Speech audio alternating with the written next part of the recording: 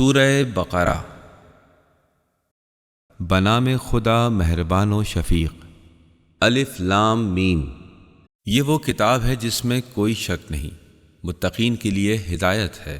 جو لوگ غیب پر ایمان لاتے ہیں اور نماز قائم کرتے ہیں، اور جو رزق ہم نے فراہم کیا ہے اس میں خرچ کرتے ہیں، اور وہ لوگ ایمان رکھتے ہیں جو کچھ آپ پر نازل کیا گیا ہے اور جو آپ سے پہلے نازل کیا جا چکا ہے، اور آخرت پر بھی وہ یقین رکھتے ہیں۔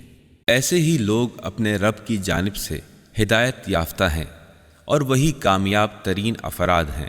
جن لوگوں نے انکار کر دیا، اے پیغمبر ان کے لیے یکساں ہیں، خواہ آپ انہیں ڈرائیں یا نہ ڈرائیں، وہ ماننے والے نہیں ہیں۔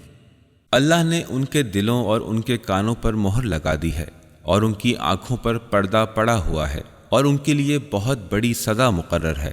انسانوں میں سے کچھ ایسے لوگ بھی ہیں جو کہتے ہیں کہ ہم ایمان لائے ہیں اللہ پر اور قیامت کے دن پر، حالانکہ در حقیقت وہ مومن نہیں ہیں۔ وہ لوگ اللہ اور مومنین کے ساتھ دھوکے بازی کر رہے ہیں، مگر دراصل وہ اپنے آپ کو دھوکہ دے رہے ہیں اور انہیں اس کا شعور نہیں ہے۔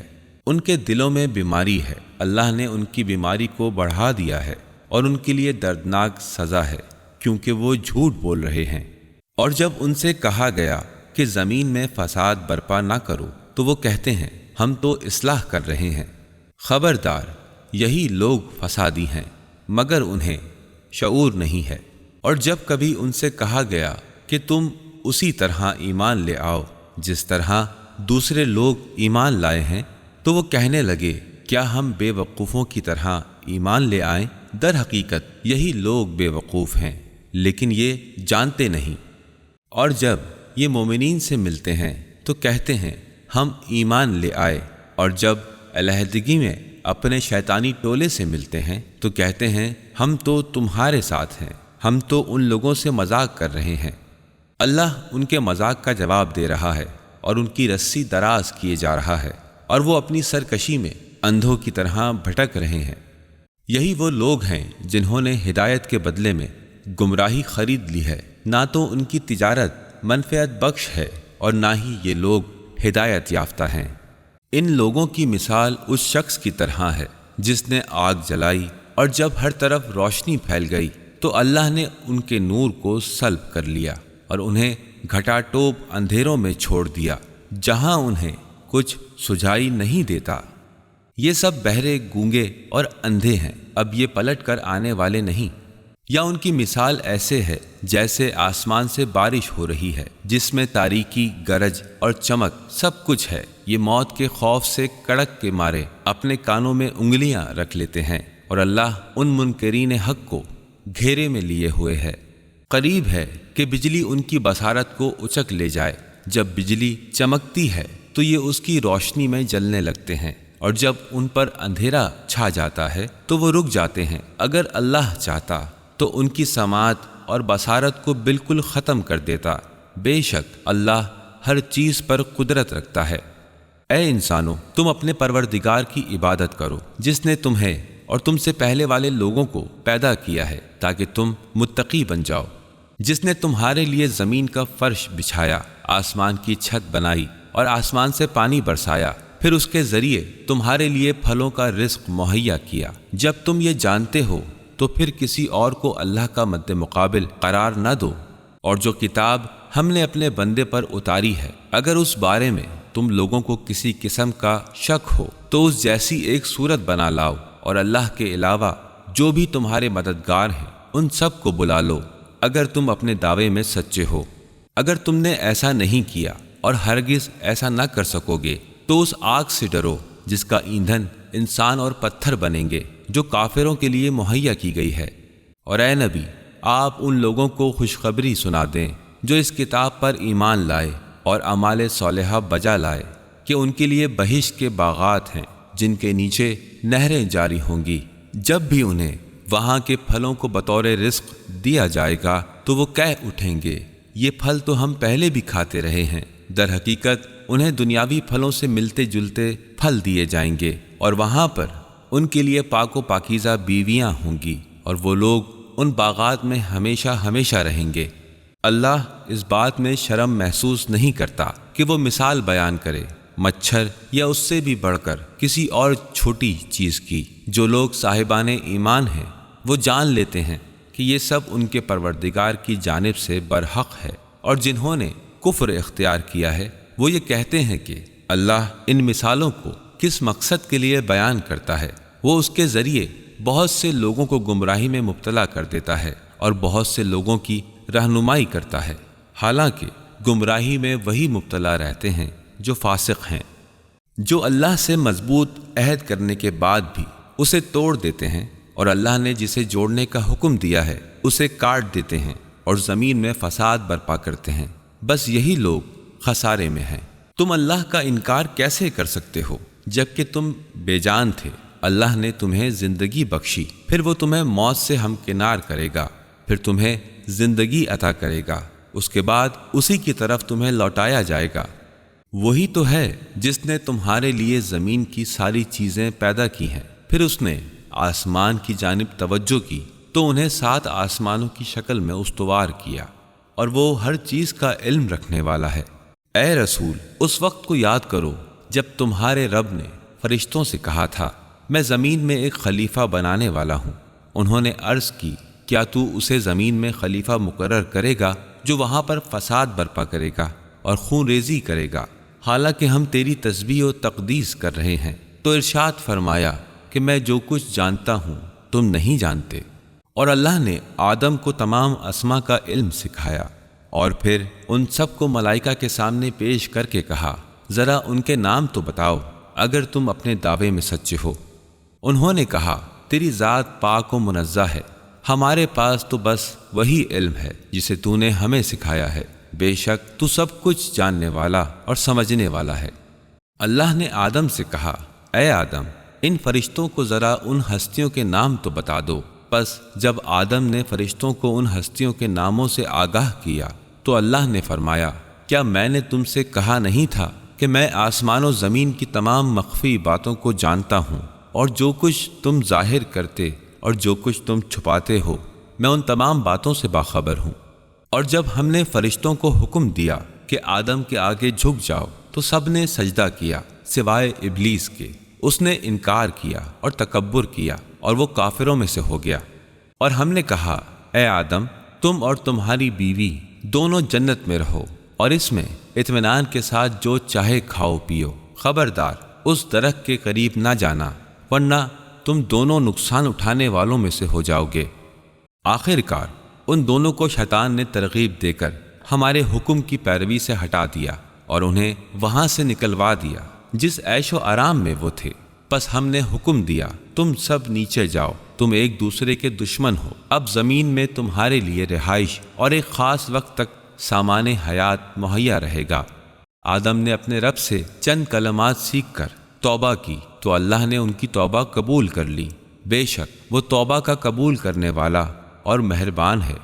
ہم نے کہا تم سب یہاں سے اتر جاؤ، پس جب تمہارے پاس میری جانب سے کوئی ہدایت آئے تو جو لوگ میری ہدایت کا اتباع کرتے رہیں گے انہیں کسی قسم کا خوف و حزن نہ ہوگا، اور جو اس آیت کو قبول کرنے سے انکار کریں گے اور ہماری آیتوں کو جھٹلائیں گے وہ جہنم کے ساتھی ہیں اور وہ اس میں ہمیشہ ہمیشہ رہیں گے۔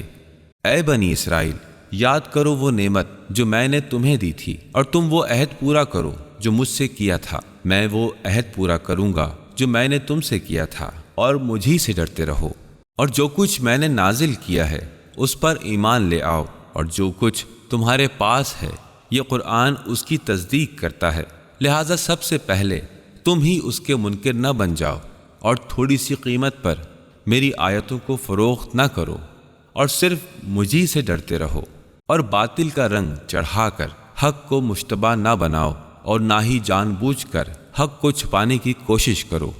نماز قائم کرو، زکوٰۃ دو، اور رکوع کرنے والوں کے ساتھ رکوع کرو۔ کیا تم دوسروں کو نیکی کا حکم دیتے ہو اور اپنے آپ کو بھول جاتے ہو، حالانکہ تم کتاب کی تلاوت بھی کرتے ہو؟ کیا تم عقل سے بالکل کام نہیں لیتے؟ اور تم صبر یعنی روزے اور نماز سے مدد حاصل کرو، بے شک نماز ایک مشکل اور دشوار عمل ہے، مگر ان کے لیے نہیں جو فرما بردار بندے ہیں۔ جو یہ سمجھتے ہیں کہ وہ اپنے پروردگار سے ملاقات کریں گے اور اسی کی طرف پلٹ کر جائیں گے۔ اے بنی اسرائیل، تم میری اس نعمت کو یاد کرو جس سے میں نے تمہیں نوازا تھا، اور میں نے ہی تمہیں دنیا کی ساری قوموں پر فضیلت عطا کی تھی۔ اور اس دن سے ڈرو جب کوئی کسی کے کام نہ آئے گا، اور نہ ہی اس کی طرف سے سفارش قبول کی جائے گی، اور نہ ہی اسے فدیہ لے کر چھوڑا جائے گا، اور نہ ہی ان کی مدد کی جائے گی۔ اور یاد کرو جب ہم نے تمہیں آل فرعون سے نجات دی، جنہوں نے تم کو سخت عذاب میں مبتلا کر رکھا تھا۔ وہ تمہارے بیٹوں کو ذبح کر ڈالتے تھے اور بیٹیوں کو زندہ چھوڑ دیتے تھے، اور اس میں تمہارے رب کی جانب سے بڑی آزمائش تھی۔ یاد کرو وہ وقت جب ہم نے سمندر کو پھاڑ کر تمہارے لیے راستہ بنایا تھا، تمہیں نجات دی، اور تمہاری نظروں کے سامنے فرعونیوں کو غرق آب کر دیا تھا۔ اور یاد کرو جب ہم نے موسیٰ سے 40 راتوں کا وعدہ لیا تھا، تو تم نے ان کے جانے کے بعد بچھڑے کو اپنا معبود بنا لیا۔ اس وقت تم نے بہت بڑی زیادتی کی تھی، مگر اس کے بعد ہم نے تمہیں معاف کر دیا کہ شاید اب تم شکر گزار بن جاؤ۔ اور یاد کرو جب ہم نے موسیٰ کو کتاب اور فرقان عطا کیا تاکہ تم اس کے ذریعے سے راہ ہدایت پا سکو۔ اور یاد کرو جب موسیٰ نے اپنی قوم سے کہا، اے لوگو، تم نے گوسالہ پرستی کر کے اپنے نفسوں پر ظلم ڈھایا ہے، تم اپنے خالق کے حضور توبہ کرو، اپنی جانوں کو ہلاک کر ڈالو، اسی میں تمہارے خالق کی نزدیک تمہارے لیے بہتری ہے۔ پھر اس نے تمہاری توبہ قبول کر لی، بے شک وہی توبہ کا قبول کرنے والا اور مہربان ہے۔ اور یاد کرو وہ وقت جب تم نے کہا تھا، اے موسیٰ، ہم تمہاری بات کا یقین نہ کریں گے جب تک خدا کو اپنی آنکھوں سے نہ دیکھ لیں۔ تو تمہارے دیکھتے ہی دیکھتے بجلی نے تم کو آ لیا، ہم نے تمہاری موت کے بعد پھر تمہیں دوبارہ زندہ کیا کہ شاید تم شکر گزار بن جاؤ۔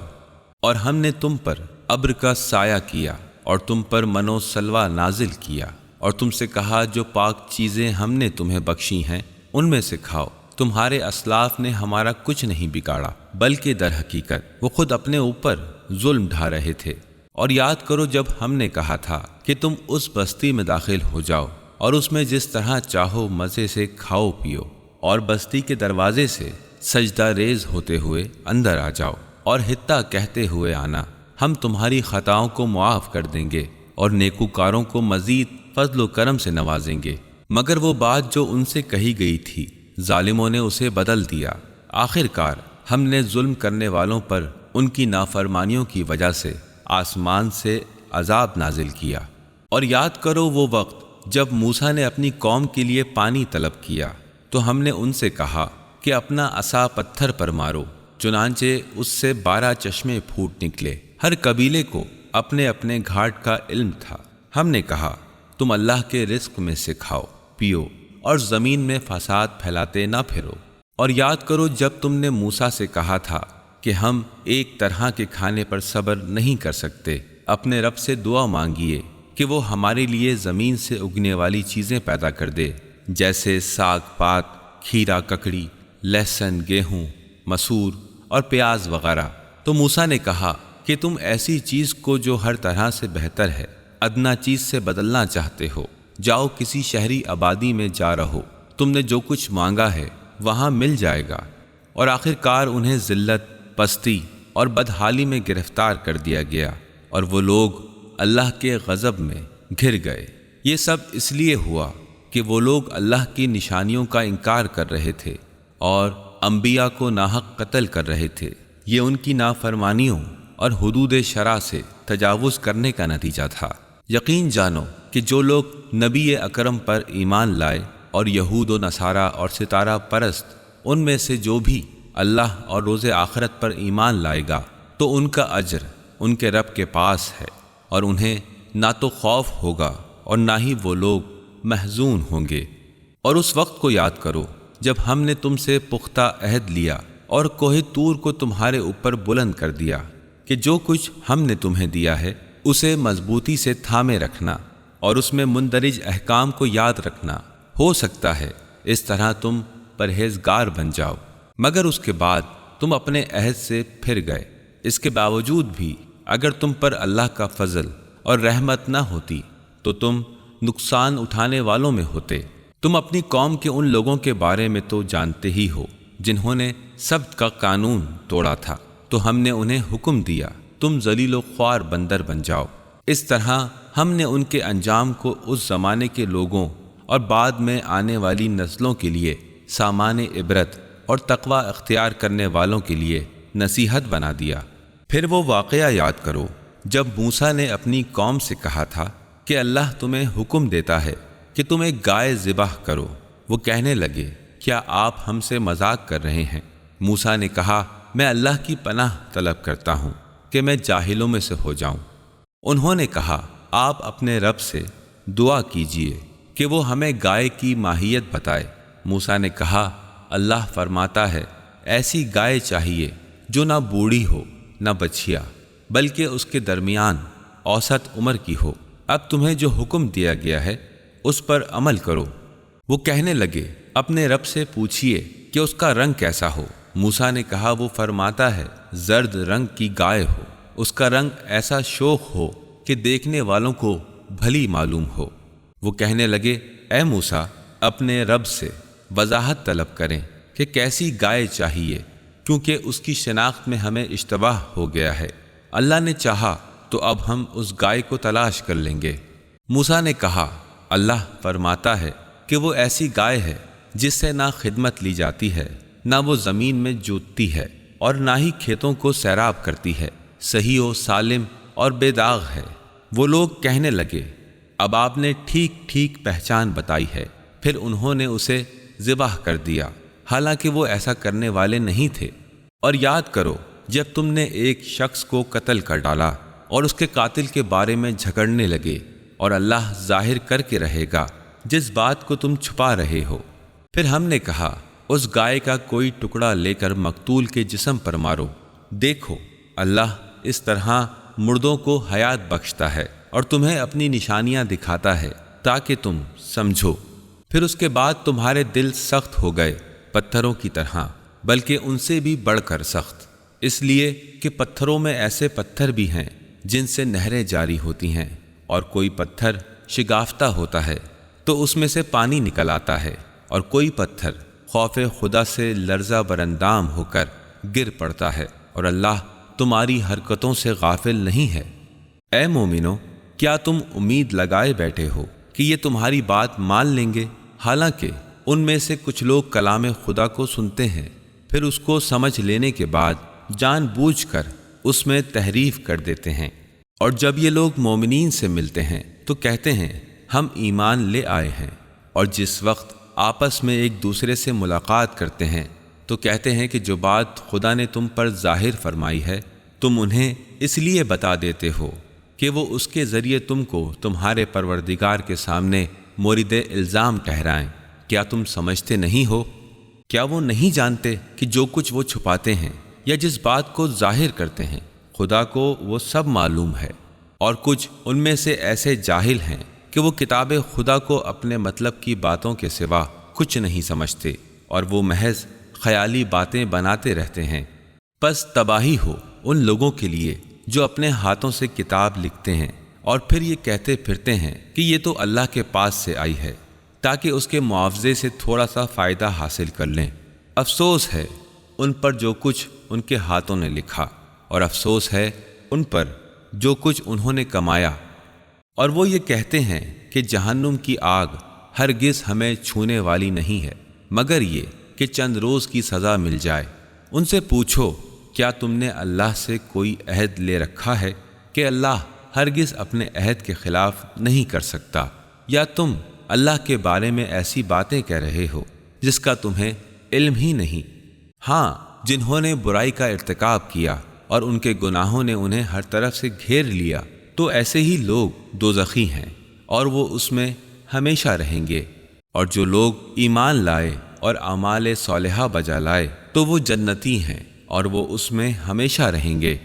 اور جب ہم نے بنی اسرائیل سے عہد لیا کہ تم اللہ کے سوا کسی اور کی عبادت نہ کرنا، ماں باپ کے ساتھ اچھا سلوک کرنا، قرابت داروں، یتیموں اور مسکینوں کے ساتھ بھلائی کرتے رہنا، اور لوگوں سے اچھی باتیں کہنا، نماز قائم کرنا، اور زکوٰۃ دیتے رہنا، تو چند افراد کے سوا تم سب نے اس عہد سے روگردانی کی اور اب تک پھرے ہوئے ہو۔ اور یاد کرو جب ہم نے تم سے عہد لیا تھا کہ آپس میں ایک دوسرے کا خون نہ بہانا اور نہ ہی اپنے لوگوں کو شہر بدر کرنا، پھر تم نے اس کا اقرار کر لیا تھا اور تم اس بات کے گواہ بھی ہو۔ پھر تم وہی ہو جو اپنے بھائی بندوں کو قتل کرتے ہو اور اپنوں میں سے ایک گروہ کو علاقے سے باہر نکال دیتے ہو، ظلم و زیادتی کے ساتھ ان کے خلاف گروہ بندی کرتے ہو، اور اگر وہی لوگ قیدی بن کر تمہارے پاس مدد مانگنے آتے ہیں تو ان کو فدیہ دے کر چھڑا بھی لیتے ہو، حالانکہ ان کا نکالنا ہی تم پر حرام تھا۔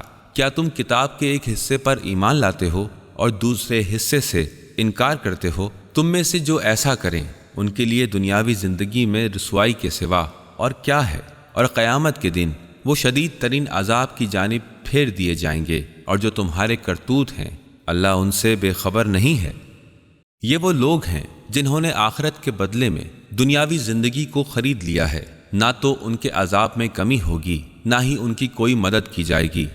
اور بلا شبہ ہم نے موسیٰ کو کتاب دی اور ان کے بعد پے در پے رسول بھیجے، اور ہم نے عیسیٰ ابن مریم کو روشن نشانیاں دیں اور روح القدس کے ذریعے ان کی مدد کی، مگر جب بھی کوئی رسول تمہاری خواہشات نفس کے خلاف کوئی پیغام لے کر آیا تو تم نے سرکشی اختیار کی اور ان انبیاء میں سے کچھ کو جھٹلایا اور کچھ کو قتل کر ڈالا، اور وہ کہتے ہیں کہ ہمارے دل پر غلاف چڑھا ہوا ہے۔ ایسا نہیں ہے، بلکہ ان کے کفر کی وجہ سے ان پر اللہ کی لعنت ہے، پس وہ بہت کم باتوں پر ایمان لاتے ہیں۔ اور جب ان کے پاس خدا کی جانب سے کتاب آئی جو اس کتاب کی تصدیق کرتی ہے جو ان کے پاس موجود تھی، اور اس سے پہلے وہ کافروں کے خلاف فتح کی دعا کیا کرتے تھے، اور جب وہ حامل کتاب آ گیا جسے وہ اچھی طرح پہچانتے تھے تو انہوں نے اس کا انکار کر دیا، پس کافروں پر خدا کی لعنت ہو۔ ان لوگوں نے اپنے نفس کا کتنا برا سودا کیا ہے کہ اس ضد میں خدا کے نازل کردہ کلام کا انکار کر بیٹھے کہ خدا اپنے فضل و کرم سے جس بندے پر جو چاہے نازل کر دیتا ہے۔ اب یہ غضب بالائے غضب میں مبتلا ہو گئے اور کافروں کے لیے رسوا کن عذاب ہے۔ اور جب ان سے کہا گیا کہ اللہ نے جو کتاب نازل کی ہے اس پر ایمان لے آؤ، تو انہوں نے کہا جو کتاب ہم پر پہلے نازل ہو چکی ہے ہم اسی کو مانتے ہیں، اور اس کے علاوہ جو کچھ ہے وہ اس کا انکار کرتے ہیں، حالانکہ یہ کتاب برحق ہے اور ان کے پاس جو کتاب ہے اس کی تصدیق بھی کرتی ہے۔ آپ ان سے دریافت کیجئے کہ اگر تم مومن ہو تو اس سے پہلے انبیاء خدا کو کیوں قتل کرتے رہے؟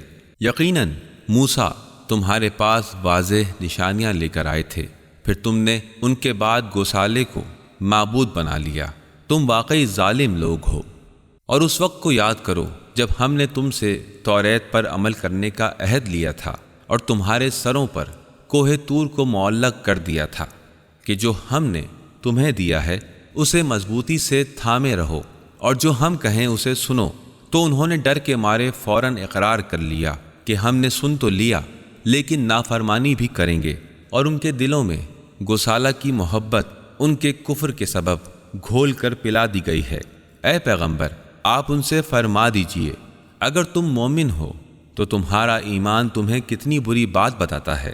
اے نبی، آپ ان سے فرما دیجئے کہ اگر آخرت کا گھر اللہ کے نزدیک تمام انسانوں کے مقابلے میں تمہارے لیے خالص ہے تو پھر موت کی تمنا کرو اگر تم سچے ہو، اور یہ اپنے پچھلے اعمال کے سبب ہرگز موت کی تمنا نہیں کریں گے، اور اللہ ظالموں کے حالات سے اچھی طرح باخبر ہے۔ اے رسول، آپ دیکھیں گے کہ یہ زندگی کے سب سے زیادہ حریص ہیں، بلکہ اس معاملے میں مشرکین سے بھی بڑھ کر ہیں۔ ان میں سے ہر ایک کی یہ خواہش ہے کہ اسے 1000 برس کی عمر دے دی جائے، لیکن اگر یہ طویل زندگی بھی انہیں مل جائے تو وہ عذاب الہی سے بچنے والے نہیں۔ اللہ ان کے اعمال کو بخوبی دیکھ رہا ہے۔ اے رسول، آپ کہہ دیجئے جو بھی جبرائیل کا دشمن ہے اسے یہ معلوم ہونا چاہیے کہ یہ وہی ہے جس نے اذن خداوندی سے قرآن کو آپ کے دل پر اتارا ہے، جو سابقہ کتب کی تصدیق کرتا ہے۔ یہ ہدایت اور صاحبان ایمان کے لیے بشارت ہے۔ جو بھی اللہ، فرشتوں، رسولوں، جبرائیل اور میکائیل کا دشمن ہے، اسے یہ معلوم ہونا چاہیے کہ اللہ کافروں کا دشمن ہے، اور یقیناً ہم نے آپ کی طرف روشن نشانیاں نازل کی ہیں، اور صرف فاسق ہی ان نشانیوں کا انکار کریں گے۔ ان کا حال یہ ہے کہ وہ جب بھی کوئی معاہدہ کرتے ہیں، ان میں سے ایک گروہ اس عہد کو توڑ دیتا ہے، بلکہ ان کی اکثریت بے ایمان ہے۔ اور جب ان کی طرف اللہ کے پاس سے ایسا رسول آیا جو ان کی کتابوں کی تصدیق کرتا ہے، تو جنہیں کتاب دی گئی تھی ان میں سے ایک فریق نے اللہ کی کتاب کو پس پشت ڈال دیا، گویا وہ اسے جانتے ہی نہ ہوں، اور ان باتوں کا اتباع کرنے لگے جو شیاطین سلیمان کی سلطنت میں لوگوں کو سنایا کرتے تھے۔ سلیمان کافر نہیں ہوئے، بلکہ یہ شیاطین کافر تھے جو لوگوں کو جادو سکھایا کرتے تھے، اور وہ بھی جو کچھ 2 فرشتوں ہاروت اور ماروت پر بابل میں نازل ہوا تھا، اور وہ دونوں لوگوں کو کچھ نہیں سکھاتے تھے جب تک انہیں بتلا نہ دیں کہ ہم تو ذریعہ آزمائش ہیں، تم کفر اختیار نہ کرو۔ پھر بھی وہ لوگ ان فرشتوں سے ایسا جادو سیکھتے تھے جس سے میاں بیوی میں جدائی ڈال دیں، حالانکہ وہ اس سے کسی کو ضرر نہیں پہنچا سکتے تھے جب تک اللہ کا حکم نہ ہو، اور وہ کچھ ایسے منتر سیکھتے تھے جو خود ان کے لیے نقصان دہ تھے، فائدہ مند نہ تھے، اور ان کے علم میں تھا کہ جو شخص ایسی چیزوں کا خریدار ہوگا اس کا آخرت میں کوئی حصہ نہیں ہے، اور جس چیز کے عوض انہوں نے اپنی جانوں کا سودا کیا تھا وہ کتنی بری تھی، کاش وہ اس بات کو جان لیتے۔ اگر وہ لوگ ایمان لے آتے اور متقی بن جاتے تو ان کے لیے اللہ کے پاس بہترین ثواب موجود تھا۔ اے کاش وہ لوگ یہ بات سمجھ لیتے۔ اے ایماندارو، تم رسول کو مخاطب کر کے رائنا ہماری رعایت کیجیے نہ کہا کرو، بلکہ انظرنا ہم پر توجہ فرمائیے کہا کرو، اور ان کی بات توجہ سے سنو، اور کافروں کے لیے دردناک عذاب ہے۔ اے رسول، اہل کتاب میں سے جنہوں نے کفر اختیار کیا وہ اور مشرکین یہ نہیں چاہتے کہ تمہارے پروردگار کی طرف سے تم پر خیر وہی نازل کیا جائے، اور خدا جسے چاہتا ہے اپنی رحمت کے لیے مخصوص کر لیتا ہے، اور خدا بڑا صاحب فضل ہے۔ اے رسول، جب ہم کوئی آیت منسوخ کرتے ہیں یا ذہن سے مٹا دیتے ہیں تو اس سے بہتر یا ویسی ہی آیت نازل بھی کر دیتے ہیں۔ کیا تمہیں معلوم نہیں کہ اللہ ہر چیز پر قدرت رکھتا ہے؟ کیا تم نہیں جانتے کہ آسمان و زمین کا اقتدار صرف اللہ کے لیے ہے، اور خدا کے سوا تمہارا نہ کوئی سرپرست ہے نہ ہی مددگار؟ کیا تم یہ چاہتے ہو کہ تم بھی اپنے رسول سے ویسے ہی بے تکے سوالات کرو جس طرح سابقہ زمانے میں حضرت موسیٰ سے کیے گئے، اور جس شخص نے ایمان کے بدلے کفر اختیار کیا وہ یقیناً سیدھے راستے سے بھٹک گیا۔ مسلمانوں، اہل کتاب میں سے اکثر لوگ اپنے دلی حسد کی وجہ سے یہ خواہش رکھتے ہیں کہ ایمان قبول کرنے کے بعد تمہیں پھر کافر بنا دیں، اور لطف کی بات یہ ہے کہ ان پر حق واضح ہو چکا ہے، پس تم ان کو معاف کر دو اور ان سے درگزر کرو یہاں تک کہ خدا اپنا کوئی اور حکم بھیج دے۔ بے شک اللہ ہر چیز پر قدرت رکھتا ہے۔ اور پابندی سے نماز پڑھتے رہو اور زکوٰۃ دیتے رہو، اور اپنی بھلائی کے لیے جو کچھ خدا کے ہاں پہلے بھیج دو گے اس کے ثواب کو اللہ کے ہاں موجود پاؤ گے۔ تم جو بھی عمل کر رہے ہو اللہ اس پر نگراں ہے۔ اور انہوں نے کہا کہ جنت میں داخل نہ ہوگا مگر وہ جو یہودی ہو یا عیسائی ہو، یہ ان کی بیجا آرزویں ہیں۔ اے رسول، آپ کہہ دیجئے اگر تم سچے ہو تو ثبوت پیش کرو۔ ہاں، البتہ جس شخص نے اللہ کے سامنے اپنا سر جھکا دیا اور وہ اچھے کام بھی کرتا ہے تو اس کے لیے اس کے پروردگار کے یہاں اجر موجود ہے، اور آخرت میں ایسے لوگوں کو نہ خوف ہوگا اور نہ ہی وہ غمگین ہوں گے۔ اور یہودی کہتے ہیں کہ نصارہ کا مذہب کچھ ٹھیک نہیں ہے، اور نصارہ کہتے ہیں کہ یہودی کا مذہب درست نہیں، حالانکہ دونوں فریق کتاب کی تلاوت بھی کرتے ہیں، اور اسی قسم کی باتیں وہ عرب کے مشرکین کیا کرتے ہیں جو خدا کے احکام سے نا آشنا ہیں۔ تو جس بارے میں یہ اختلاف کر رہے ہیں اللہ ان کے درمیان اس کا فیصلہ روز قیامت کر دے گا۔ اور اس سے بڑھ کر ظالم کون ہوگا جو اللہ کی مسجدوں میں اس کا نام لیے جانے سے روکے اور ان مسجدوں کی تباہی کے در پہ ہو؟ یہی وہ لوگ ہیں جن کے لیے مسجدوں میں آنا مناسب نہیں مگر یہ کہ ڈرتے ہوئے آئیں۔ ان کے لیے تو دنیا میں بھی رسوائی ہے اور آخرت میں بڑا بھاری عذاب ہے۔ اور مشرق و مغرب سب اللہ کے ہیں، پس جس طرف بھی تم رخ کرو گے اسی طرف اللہ کو پاؤ گے۔ اللہ بڑی وسعت والا اور سب کچھ جاننے والا ہے۔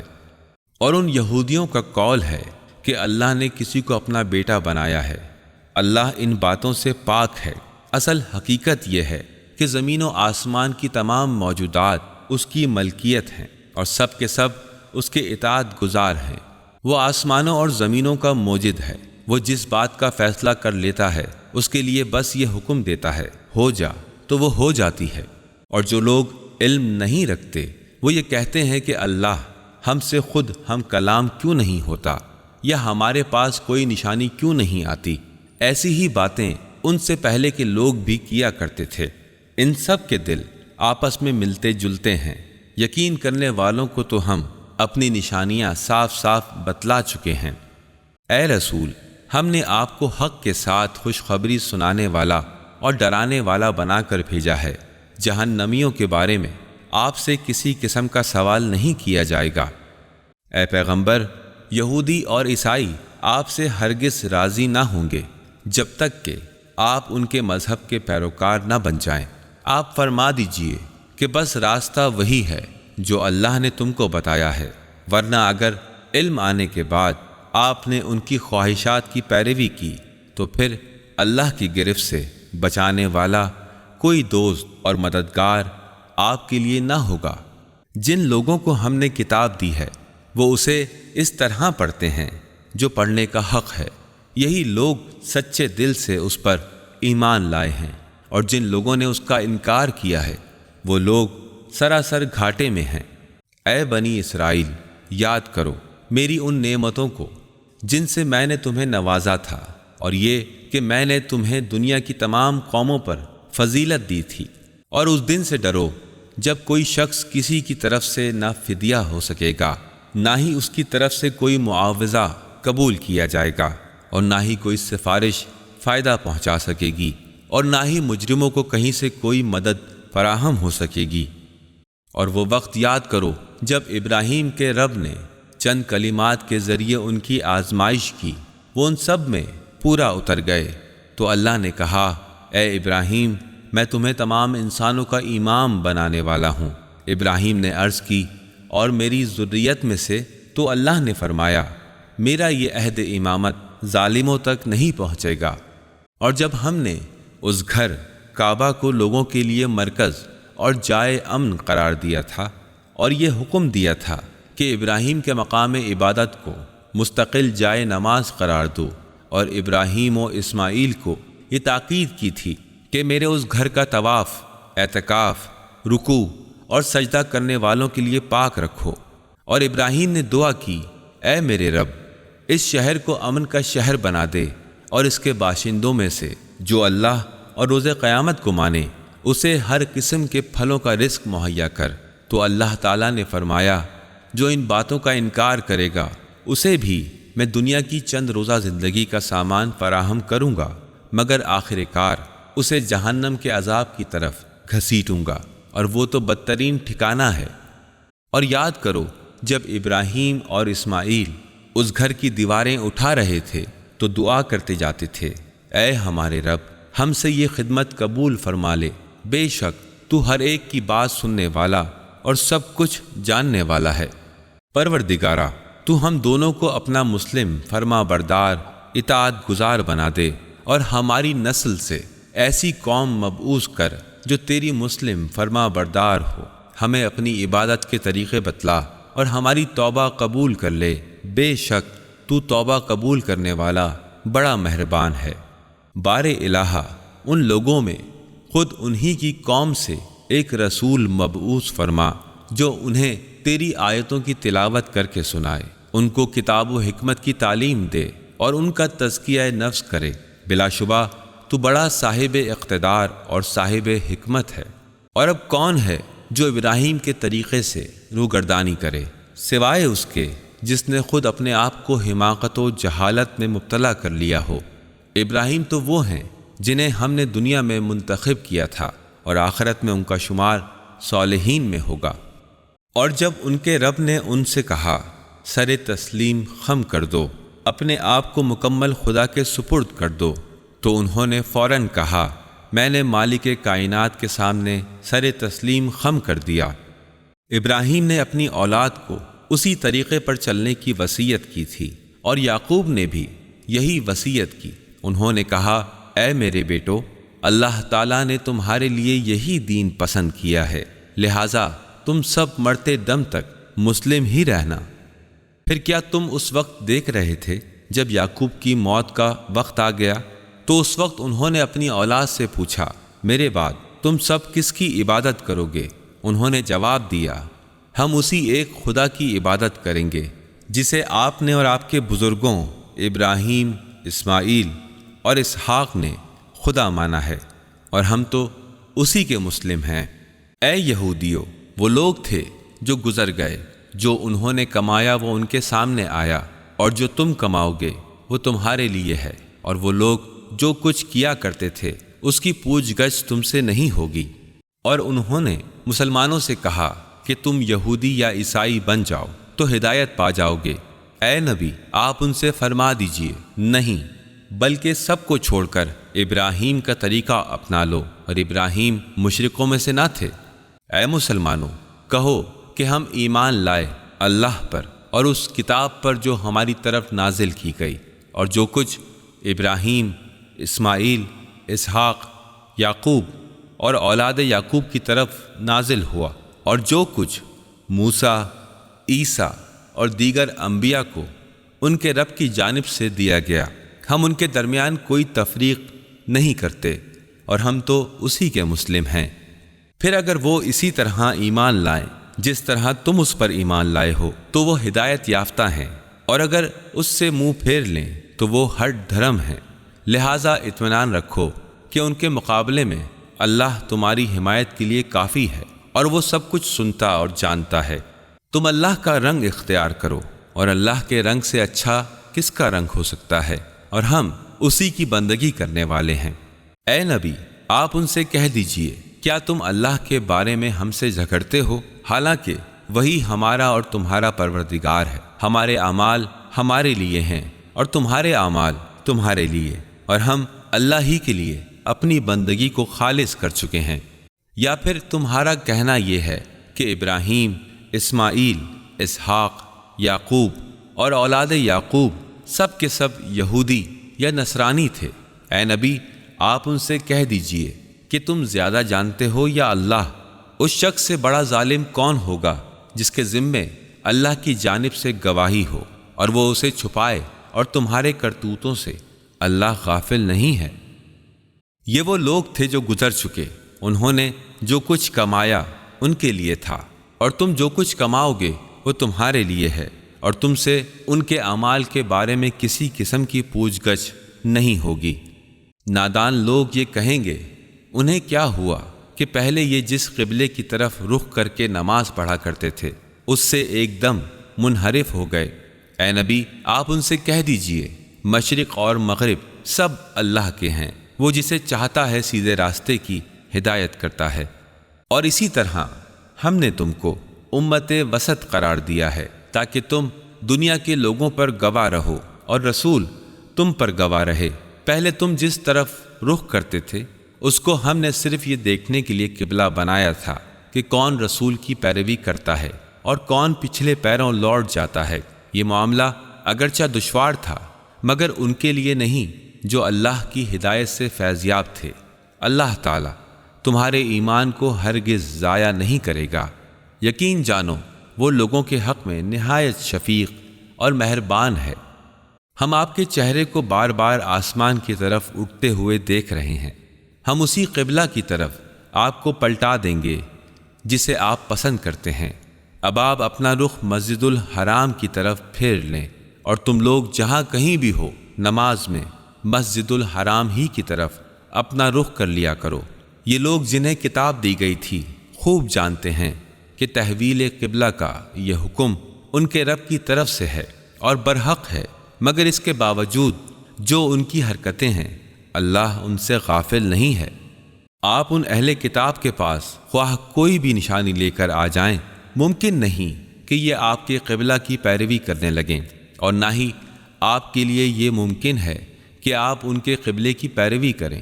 ان میں سے کوئی گروہ بھی دوسرے کے قبلے کی پیروی کے لیے تیار نہیں ہے، اور اگر آپ نے اس علم کے بعد جو آپ کے پاس آ چکا ہے ان کی خواہشات کا اتباع کیا تو یقیناً آپ نقصان اٹھانے والوں میں ہوں گے۔ جن لوگوں کو ہم نے کتاب دی ہے وہ نبی کو اچھی طرح پہچانتے ہیں جس طرح یہ اپنی اولاد کو پہچانتے ہیں، مگر ان میں سے ایک گروہ جانتے بوجھتے ہوئے حق کو چھپا رہا ہے۔ یہ حق تمہارے رب کی جانب سے ہے، لہٰذا اس کے متعلق تم کسی شک و شبے میں مبتلا نہ ہونا۔ ہر ایک کے لیے کوئی نہ کوئی رخ ہوتا ہے جس کی طرف وہ مڑتا ہے، پس تم بھلائیوں کی طرف سبقت لے جانے کی کوشش کرو۔ جہاں بھی تم ہوگے اللہ تم سب کو لے آئے گا، بلا شبہ اللہ ہر چیز پر قدرت رکھتا ہے۔ تمہارا گزر جس مقام سے بھی ہو وہاں سے نماز کے وقت اپنا رخ مسجد الحرام کی طرف کر لیا کرو، کیونکہ تمہارے پروردگار کی طرف سے یہی حق ہے، اور اللہ تم لوگوں کے اعمال سے بے خبر نہیں ہے۔ اور تم جس جگہ سے بھی گزرو نماز کے وقت اپنا رخ مسجد حرام کی جانب پھیر لو، اور تم سب جہاں کہیں بھی ہو مسجد الحرام کی طرف رخ کر کے نماز ادا کرو، تاکہ لوگوں کو تمہارے خلاف کوئی حجت نہ ملے۔ ہاں، ان میں سے جو ظالم ہیں وہ تمہارے خلاف باتیں بنائیں گے، تمہیں ان سے ڈرنے کی کوئی ضرورت نہیں ہے، صرف میرا خوف اپنے دل میں رکھو تاکہ میں اپنی نعمت تم پر تمام کر دوں، اور توقع ہے کہ تم ہدایت کی راہ پر گامزن رہو گے۔ جس طرح ہم نے تمہارے درمیان خود تم میں سے ایک رسول بھیجا جو تمہیں ہماری آیتیں سناتا ہے، تمہارے نفوس کو پاک و پاکیزہ بناتا ہے، اور تمہیں کتاب و حکمت کی تعلیم دیتا ہے، اور تمہیں وہ سب کچھ سکھاتا ہے جو تم نہیں جانتے تھے۔ لہٰذا تم مجھے یاد رکھو، میں تمہیں یاد رکھوں گا، میرا شکر ادا کرو اور میری نعمتوں کا انکار نہ کرو۔ اے ایمان لانے والو، صبر، روزے اور نماز سے مدد طلب کرو، یقیناً اللہ صبر کرنے والوں کے ساتھ ہے۔ اور جو لوگ اللہ کی راہ میں جام شہادت نوش کر لیں انہیں مردہ نہ کہو، بلکہ حقیقت میں وہ زندہ ہیں، مگر تمہیں ان کی زندگی کا شعور نہیں ہے۔ اور ہم ضرور بالضرور تمہیں خوف و خطر، فاقہ کشی، جان و مال کے نقصانات اور پھلوں کی کمی سے آزمائیں گے، تو اے نبی آپ ایسے صبر کرنے والوں کو خوشخبری سنا دیں کہ جب بھی انہیں کوئی مصیبت پہنچتی ہے تو وہ کہتے ہیں انا للہ، ہم اللہ ہی کے ہیں، وَإِنَّا إِلَيْهِ راجعون، اور ہمیں اسی کی طرف پلٹ کر جانا ہے۔ یہ وہ لوگ ہیں جن پر ان کے رب کی جانب سے صلوات اور رحمت ہے، اور وہی لوگ دراصل ہدایت یافتہ ہیں۔ یقیناً صفا اور مروہ اللہ کی نشانیوں میں سے ہیں، لہٰذا جو بھی بیت اللہ کا حج یا عمرہ کرے اس کے لیے کوئی مضائقہ نہیں ہے کہ وہ ان پہاڑیوں کے درمیان سعی کرے، اور جو بھی اپنی خواہش اور مرضی سے بھلائی کا کوئی کام انجام دے گا تو اللہ اس کے عمل کا قدردان ہے اور اسے اس کا علم ہے۔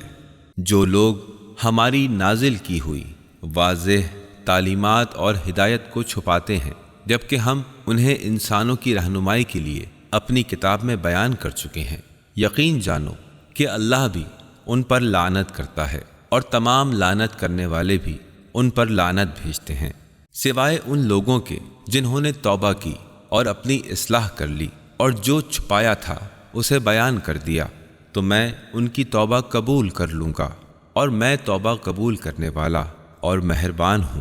جن لوگوں نے کفر اختیار کیا اور پھر حالت کفر میں ہی مر گئے تو ان پر اللہ، فرشتوں اور تمام انسانوں کی لعنت ہے، اسی حالت میں وہ ہمیشہ رہیں گے، نہ ان کی سزا میں کوئی تخفیف ہوگی نہ ہی انہیں کسی قسم کی مہلت دی جائے گی۔ اور تمہارا معبود خدا یکتا ہے، اس کے علاوہ کوئی اور معبود نہیں ہے، وہی رحمان و رحیم ہے۔ بے شک آسمان و زمین کی تخلیق میں اور رات دن کی تبدیلی میں اور ان کشتیوں میں جو انسانوں کی منفعت کی چیزیں لیے ہوئے سمندروں میں رواں دواں ہیں، اور اللہ جو آسمان سے بارش برسا کر مردہ زمینوں کو پانی کے ذریعے زندگی بخشتا ہے، اس میں اور پھر اس زمین میں جہاں ہر قسم کی جاندار مخلوق کو پھیلاتا ہے، ہواؤں کی گردش میں اور ان بادلوں میں جو آسمان و زمین کے درمیان تابع فرمان بنا کر رکھے گئے ہیں، صاحبان عقل کے لیے ان گنت نشانیاں موجود ہیں۔ کچھ لوگ ایسے ہیں جو اللہ کو چھوڑ کر دوسروں کو اس کا ہمسر اور مد مقابل بناتے ہیں اور ان سے اللہ جیسی محبت کرتے ہیں، مگر صاحبان ایمان سب سے بڑھ کر اللہ کو محبوب رکھتے ہیں۔ عذاب کو دیکھ کر ظالموں کو جو نظر آئے گا، کاش آج ہی انہیں نظر آ جاتا کہ ساری طاقتیں اور تمام اختیارات اللہ کے پاس ہیں، اور یہ کہ وہ سزا دینے میں بھی بہت سخت ہے۔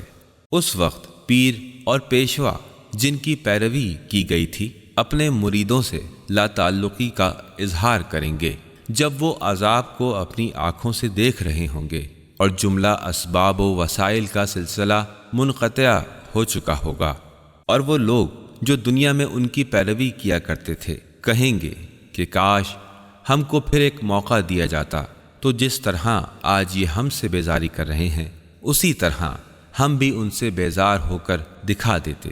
اللہ تعالیٰ ان کے اعمال کو ان کی نگاہوں کے سامنے اس طرح لائے گا کہ وہ کف افسوس ملتے رہ جائیں گے، مگر جہنم کی آگ سے نکلنے کی راہ نہ پائیں گے۔ اے لوگو، زمین میں جو حلال اور پاک چیزیں ہیں انہیں کھاؤ اور شیطان کے نقش قدم پر نہ چلو، وہ تمہارا کھلا ہوا دشمن ہے۔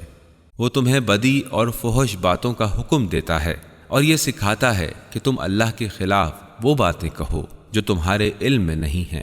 اور جب ان سے کہا جاتا ہے کہ اللہ نے جو احکام نازل کیے ہیں ان کی پیروی کرو، تو وہ جواب دیتے ہیں کہ ہم تو اسی طریقے پر چلیں گے جس پر اپنے باپ دادا کو چلتے ہوئے دیکھا ہے، چاہے ان کے باپ دادا نے عقل سے کام نہ لیا ہو اور ہدایت یافتہ نہ ہو، پھر بھی وہ انہی کی پیروی کیے جائیں گے۔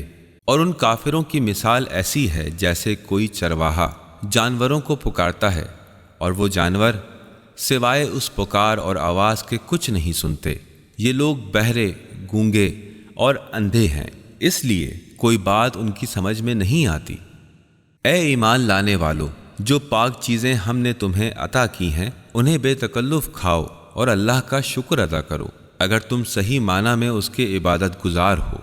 اللہ کی طرف سے اگر تم پر کوئی پابندی ہے تو یہ ہے کہ مردار نہ کھاؤ، خون سے اور سور کے گوشت سے پرہیز کرو، اور کوئی ایسی چیز نہ کھاؤ جس پر اللہ کے سوا کسی اور کا نام لیا گیا ہو۔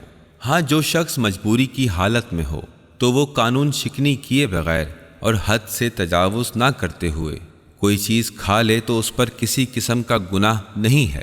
اللہ بخشنے والا اور بڑا رحم کرنے والا ہے۔ جو لوگ ان احکام کو چھپاتے ہیں جو اللہ نے اپنی کتاب میں نازل کیے ہیں اور تھوڑے سے مالی فائدے کے لیے ان کا سودا کر لیتے ہیں، وہ دراصل آگ سے اپنا پیٹ بھر رہے ہیں۔ قیامت کے دن اللہ نہ ان سے بات کرے گا اور نہ ہی انہیں پاکیزہ بنائے گا، بلکہ ان کے لیے دردناک سزا مقرر ہے۔ یہ وہ لوگ ہیں جنہوں نے ہدایت کے بدلے گمراہی خرید لی اور مغفرت کے بدلے عذاب مول لیا ہے۔ کس چیز نے انہیں جہنم کی آگ برداشت کرنے پر مجبور کیا ہے؟ یہ سب کچھ اس وجہ سے ہوا کہ اللہ نے حق کے مطابق کتاب نازل کی تھی، مگر جن لوگوں نے کتاب میں اختلاف کا بیج بویا وہ اپنے جھگڑوں میں بہت دور نکل گئے۔ نیکی یہ نہیں ہے کہ تم نے اپنے چہرے مشرق یا مغرب کی طرف کر لیے، بلکہ نیکی یہ ہے کہ انسان اللہ کو، آخرت کے دن کو، فرشتوں اور اللہ کی نازل کی ہوئی کتاب اور اس کے پیغمبروں کو دل سے تسلیم کرے اور اللہ کی محبت میں اپنا مال رشتہ داروں، یتیموں، مسکینوں، مسافروں، مدد کے لیے ہاتھ پھیلانے والوں اور غلاموں کی رہائی پر خرچ کرے اور نماز قائم کرے اور زکوٰۃ دے، اور جو کیے ہوئے عہد کو پورا کریں اور تنگی و مصیبت کے وقت اور حق و باطل کی جنگ میں صبر کرے۔ راست باز لوگ ایسے ہی ہوتے ہیں، اور یہی لوگ متقی ہیں۔ اے لوگو جو ایمان لائے ہو، قتل کے مقدموں میں تمہارے لیے قصاص کا حکم لکھ دیا گیا ہے۔ آزاد آدمی نے قتل کیا تو اس آزاد ہی سے بدلہ لیا جائے گا۔ غلام قاتل ہو تو وہ غلام ہی قتل کر دیا جائے گا، اور اگر عورت اس جرم کی مرتکب ہو تو اس عورت ہی سے قصاص لیا جائے گا۔ ہاں، اگر کسی قاتل کے ساتھ اس کا برادر ایمانی کچھ نرمی کرنے کے لیے تیار ہو تو معروف طریقے کے مطابق خوں بہا کا تسویہ ہونا چاہیے، اور قاتل کو لازم ہے کہ عمدہ طریقے سے خوں بہا ادا کرے۔ یہ تمہارے رب کی طرف سے تخفیف اور رحمت ہے۔ اس پر بھی جو زیادتی کرے تو اس کے لیے دردناک سزا ہے۔ اے عقل و خرد رکھنے والو، تمہارے لیے قصاص میں زندگی ہے۔ امید ہے کہ تم اس قانون کی خلاف ورزی سے پرہیز کرو گے۔ تم پر فرض قرار دیا گیا ہے کہ جب تم میں سے کسی کی موت کا وقت آ جائے اور وہ مال چھوڑ کر جا رہا ہو تو اسے چاہیے کہ اپنے والدین اور رشتہ داروں کے لیے معروف طریقے سے وصیت کرے۔ یہ حق ہے صاحبان تقوی پر۔ پھر جن لوگوں نے وصیت سنی اور بعد میں اسے تبدیل کر دیا تو اس کا گناہ ان تبدیل کرنے والوں پر ہوگا۔ اللہ سب کچھ سنتا اور ہر بات جانتا ہے۔ البتہ جس کو یہ اندیشہ ہو کہ وصیت کرنے والے نے نادانستہ طور پر یا قصداً حق تلفی کی ہے اور وہ معاملے سے تعلق رکھنے والوں کے درمیان اصلاح کرے تو اس پر کچھ گناہ نہیں ہے۔ اللہ بخشنے والا اور رحم فرمانے والا ہے۔ اے ایمان لانے والو، تم پر روزے اسی طرح فرض کیے گئے ہیں جس طرح تم سے پہلے لوگوں پر فرض کیے گئے تھے کہ شاید تم متقی بن جاؤ۔ روزے کے دن مقرر ہیں۔ اگر تم میں سے کوئی بیمار ہو یا سفر پر ہو تو دوسرے دنوں میں اتنی ہی تعداد پوری کر لے، اور جن کے لیے روزہ رکھنا دشوار ہو وہ بطور فدیہ ایک مسکین کو کھانا کھلائیں، اور جو اپنی خوشی سے زیادہ بھلائی کرے تو اس کے حق میں بہتر ہے۔ لیکن اگر تم سمجھو تو تمہارے حق میں روزہ رکھنا زیادہ بہتر ہے۔ ماہ رمضان وہ ہے جس میں قرآن نازل کیا گیا، جو انسانوں کے لیے سراسر ہدایت ہے، ہدایت کو واضح کرنے والا اور حق و باطل کے فرق کو بتانے والا ہے۔ لہٰذا جو شخص اس مہینے کو پالے اس پر لازم ہے کہ پورے مہینے کے روزے رکھے، اور جو کوئی مریض ہو یا سفر پر ہو تو وہ دوسرے دنوں میں روزوں کی تعداد پوری کر لے۔ اللہ تمہارے ساتھ آسانی چاہتا ہے، دشواری پیدا کرنا مطلوب نہیں۔ اس لیے تمہیں بتایا جا رہا ہے کہ روزوں کی تعداد پوری کر لو، اور جس ہدایت سے اللہ نے تمہیں سرفراز کیا ہے اس پر اللہ کی کبریائی کا اظہار کرو اور شکر گزار بنو۔ اور اے نبی، میرے بندے جب بھی آپ سے میرے بارے میں دریافت کریں تو انہیں بتا دیجئے کہ میں قریب ہوں، جب دعا کرنے والا دعا کرتا ہے تو میں اس کی دعا کو سنتا ہوں اور جواب دیتا ہوں۔ انہیں چاہیے کہ وہ میری دعوت پر لبیک کہیں اور مجھ پر ایمان لائیں تاکہ راہ راست پر آ جائیں۔ ماہ رمضان میں راتوں کو تمہارے لیے اپنی بیویوں کے پاس جانا حلال کر دیا گیا ہے۔ وہ تمہارے لیے بے منزلہ لباس ہیں اور تم ان کے لیے لباس ہو۔ اللہ کو معلوم ہے کہ تم لوگ اپنے آپ سے خیانت کر رہے تھے، مگر اس نے تمہاری توبہ قبول کر لی اور تمہارا قصور معاف کر دیا۔ اب تم اپنی بیویوں کے ساتھ رات بسر کرو، اور جو اللہ نے تمہارے لیے مقرر کر دیا اسے حاصل کرو۔ نیز راتوں کو کھاؤ پیو یہاں تک کہ تم کو فجر کی سفید دھاری سیاہ دھاری سے نمایاں دکھائی دے، اور پھر تم رات تک اپنا روزہ پورا کرو۔ اور جب تم مسجدوں میں حالت اعتکاف میں ہو تو بیویوں سے مباشرت نہ کرو، یہ اللہ کی مقرر کردہ حدیں ہیں، ان کے قریب نہ پھٹکنا۔ اس طرح اللہ تعالیٰ اپنے احکام صراحت کے ساتھ لوگوں کے لیے بیان کر دیتا ہے، اس توقع پر کہ وہ اللہ کا تقوی اختیار کریں گے۔ اور تم لوگ ایک دوسرے کے مال کو آپس میں نہ تو ناروا طریقے سے کھاؤ اور نہ ہی حاکموں کے آگے انہیں اس غرض سے لے جاؤ کہ تم دوسرے لوگوں کے اموال کو ناجائز طور سے خورد برد کر جاؤ، جبکہ تم جانتے ہو کہ یہ تمہارا مال نہیں ہے۔ اے پیغمبر، یہ لوگ آپ سے چاند کے متعلق سوال کرتے ہیں، فرما دیجئے کہ یہ انسانوں کے لیے وقت کی تعین کرنے اور حج کا وقت معلوم کرنے کا ذریعہ ہے۔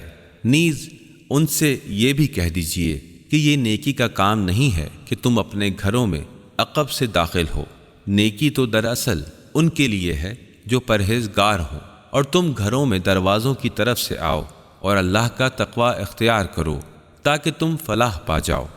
اور اللہ کی راہ میں تم ان لوگوں سے جہاد کرو جو تم سے جنگ کرتے ہیں، مگر زیادتی نہ کرو، بلا شبہ اللہ زیادتی کرنے والوں کو پسند نہیں کرتا۔ ان سے لڑو جہاں بھی ان سے تمہارا مقابلہ ہو جائے، اور انہیں نکالو جہاں سے انہوں نے تمہیں نکالا ہے، اور فتنہ قتل سے بھی بڑھ کر ہے۔ اور مسجد الحرام کے قریب جب تک وہ تم سے لڑائی نہ کریں تم بھی ان سے جنگ نہ کرو، مگر جب وہ وہاں پر لڑائی شروع کر دیں تو تم بھی ان کی لڑائی کا جواب دو کہ ایسے کافروں کی یہی سزا ہے۔ پھر اگر وہ باز آ جائیں تو جان لو کہ اللہ معاف کرنے والا اور رحم فرمانے والا ہے۔ تم ان سے جہاد جاری رکھو یہاں تک کہ فتنہ باقی نہ رہے اور دین خالص اللہ کے لیے ہو جائے۔ پھر اگر وہ باز آ جائیں تو سمجھ لو کہ ظالموں کے علاوہ اور کسی پر دست درازی روا نہیں۔ ماہ حرام کا بدلہ ماہ حرام ہی ہے، اور تمام حرمتوں کا لحاظ برابری کے ساتھ ہوگا، لہٰذا جو تم پر ظلم کرے تم بھی اس کے ساتھ زیادتیوں کے مطابق اس کے ظلم کا جواب دو۔ البتہ اللہ سے ڈرتے رہو اور جان لو کہ بے شک اللہ متقین کے ساتھ ہے۔ اور اللہ کی راہ میں خرچ کرو اور خود اپنے ہاتھوں سے اپنے آپ کو ہلاکت میں نہ ڈالو، اور احسان کا طریقہ اختیار کرو، بلا شبہ اللہ احسان کرنے والوں کو پسند کرتا ہے۔ اللہ کی خوشنودی کے لیے حج اور عمرہ کو پورا کرو، اور اگر کہیں گر جاؤ تو جو قربانی میسر آئے اسے اللہ کی جانب میں پیش کر دو، اور اپنے سروں کو نہ مونڈو جب تک قربانی اپنی جگہ پر پہنچ نہ جائے۔ پس اگر تم میں سے کوئی مریض ہو یا جس کے سر میں کوئی تکلیف ہو تو اسے چاہیے کہ فدیے کے طور پر روزے رکھے یا صدقہ دے یا قربانی کرے۔ پھر جب تمہیں امن نصیب ہو جائے اور تم حج سے پہلے مکہ پہنچ جاؤ تو جو شخص حج کا زمانہ آنے سے پہلے عمرے کا فائدہ اٹھائے، عمرہ تمتع کرے، وہ حسب مقدور قربانی دے، اور اگر قربانی میسر نہ ہو تو حج کے زمانے میں 3 دن روزے رکھے اور 7 روزے گھر پہنچ کر رکھ لے، یہ مکمل 10 روزے ہو گئے۔ یہ رعایت ان لوگوں کے لیے ہے جن کے گھر بار مسجد الحرام کے قریب نہ ہوں۔ اللہ کے ان احکام کی خلاف ورزی سے بچو اور خوب جان لو کہ اللہ سخت سزا دینے والا ہے۔ حج کے مہینے سب کو معلوم ہیں، پس جو شخص ان مقررہ مہینوں میں حج کی نیت کرے اسے آگاہ رہنا چاہیے کہ حج کے دوران اس سے کوئی شہوانی فعل، کوئی بد عملی، کوئی لڑائی جھگڑے کی بات سرزد نہ ہو، اور تم جو بھی نیک کام انجام دو گے وہ اللہ کے علم میں ہوگا، اور سفر حج کے لیے زاد راہ ساتھ لے جاؤ، یقیناً بہترین زاد راہ تقوی ہے۔ پس اے عقل مند لوگو، میری نافرمانی سے بچو۔ اس میں کوئی مذائقہ نہیں کہ تم حج کے ساتھ ساتھ اپنے رب کا فضل بھی تلاش کرو۔ پھر جب عرفات سے روانہ ہو جاؤ تو مشعر حرام مزدلفہ کے پاس ٹھہر کر اللہ کو یاد کرو، اور اسے ویسے یاد کرو جس طرح اس نے تمہیں ہدایت کی ہے، حالانکہ اس سے پہلے تو تم لوگ بھٹکے ہوئے تھے۔ پھر جہاں سے اور سب لوگ پلٹتے ہیں تم بھی وہیں سے پلٹو اور اللہ سے معافی طلب کرو، بے شک اللہ معاف کرنے والا اور رحم فرمانے والا ہے۔ پھر جب اپنے حج کے ارکان ادا کر چکو تو جس طرح اپنے آباء و اجداد کو یاد کرتے ہو اسی طرح اللہ کو یاد رکھو، بلکہ اس سے بھی بڑھ کر انسانوں میں سے کوئی ایسا ہے جو کہتا ہے کہ اے ہمارے رب ہمیں دنیا ہی میں سب کچھ دے دے، ایسے شخص کے لیے آخرت میں کوئی حصہ نہیں ہے۔ اور ان میں سے کوئی یہ کہتا ہے کہ اے ہمارے رب ہمیں دنیا میں بھی بھلائی دے اور آخرت میں بھی بھلائی عطا کر، اور ہمیں آتش جہنم سے بچا لے۔ یہ لوگ اپنی کمائی کے اعتبار سے دونوں جگہ حصہ پائیں گے، اور اللہ جلد ہی سب کا حساب کر دے گا۔ یہ گنتی کے چند روز ہیں جو تمہیں ذکر خداوندی میں گزارنے چاہیے۔ پھر جو کوئی جلدی کر کے 2 ہی دن میں واپس ہو گیا تو اس پر کوئی گناہ نہیں، اور جو تاخیر کرے اس پر بھی کوئی عصیان نہیں، بشرطی کہ یہ دن اس نے تقوی کے ساتھ بسر کیے ہوں۔ اللہ کی نافرمانی سے بچو اور یہ جان لو کہ تم اس کے حضور اکٹھے کیے جاؤ گے۔ انسانوں میں کوئی ایسا ہے جس کی باتیں دنیاوی زندگی میں تمہیں بھلی لگتی ہیں اور وہ اپنی نیک نیتی پر بار بار خدا کو گواہ ٹھہراتا ہے، مگر حقیقت میں وہ سخت جھگڑالو ہے، اور جب اسے اقتدار حاصل ہو جاتا ہے تو اس کی تمام تر کوشش زمین میں فساد پھیلانے، کھیتوں کو غارت کرنے اور نسل انسانی کو تباہ کرنے میں صرف ہوتی ہے، حالانکہ اللہ فساد کو پسند نہیں کرتا۔ اور جب اس سے کہا جاتا ہے کچھ تو خدا کا خوف کر، تو عزت و وقار کا خیال اسے گناہ سے ہٹنے نہیں دیتا۔ ایسے شخص کے لیے تو بس جہنم ہی کافی ہے، اور وہ بہت برا ٹھکانہ ہے۔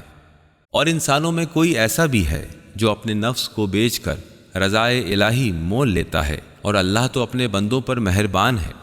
اے ایمان والو، تم سب کے سب اسلام میں داخل ہو جاؤ، اور خبردار شیطان کی ہرگز پیروی نہ کرنا، اس لیے کہ وہ تمہارا علانیہ دشمن ہے۔ جو واضح ہدایات تمہارے پاس آ چکی ہیں، اس کے بعد بھی اگر تم نے لغزش دکھائی تو خوب جان رکھو کہ اللہ سب پر غالب اور صاحب حکمت ہے۔ کیا وہ لوگ اس بات کے منتظر ہیں کہ اللہ بادلوں کا چتر لگائے ہوئے فرشتوں کو ساتھ لیے ہوئے خود سامنے موجود ہو اور فیصلہ ہو جائے؟ آخر کار تمام امور تو اللہ ہی کے حضور پیش کیے جائیں گے۔ بنی اسرائیل سے پوچھو تو صحیح، کیسی کیسی واضح نشانیاں ہم نے انہیں دیں، اور جو قوم اللہ کی نعمت کو پا لینے کے بعد اسے تبدیل کر دے تو اللہ اسے سخت سزا دیتا ہے۔ جن لوگوں نے کفر کی راہ اختیار کی، ان کے لیے دنیا کی زندگی بڑی دل فریب اور پسندیدہ بنا دی گئی ہے۔ ایسے لوگ ایمان لانے والوں کا مذاق اڑاتے ہیں، مگر قیامت کے دن پرہیزگار لوگ ہی ان کے مقابلے میں عالی مرتبت ہوں گے۔ رہا دنیا کا رزق، تو اللہ جسے چاہتا ہے بے حساب رزق عطا کرتا ہے۔ ابتدا میں سب لوگ ایک طریقے پر تھے، پھر یہ حالت باقی نہ رہی اور اختلافات رونما ہوئے۔ تب اللہ نے انبیاء بھیجے جو خوشخبری دینے والے اور ڈرانے والے تھے، اور ان کے ساتھ کتاب برحق نازل کی، تاکہ حق کے بارے میں لوگوں کے درمیان جو اختلافات رونما ہو گئے ہیں ان کا فیصلہ کر دے۔ اختلافات ان لوگوں نے کیے جنہیں حق کا علم دیا جا چکا تھا۔ انہوں نے روشن ہدایات پا لینے کے بعد محض آپس میں زیادتی کی خاطر مختلف روشیں اپنا لیں۔ پس جو لوگ انبیاء پر ایمان لائے، انہیں اللہ نے اپنے اذن سے حق کا وہ راستہ دکھا دیا جس میں لوگوں نے اختلاف کیا تھا، اور اللہ جسے چاہتا ہے سیدھی راہ دکھا دیتا ہے۔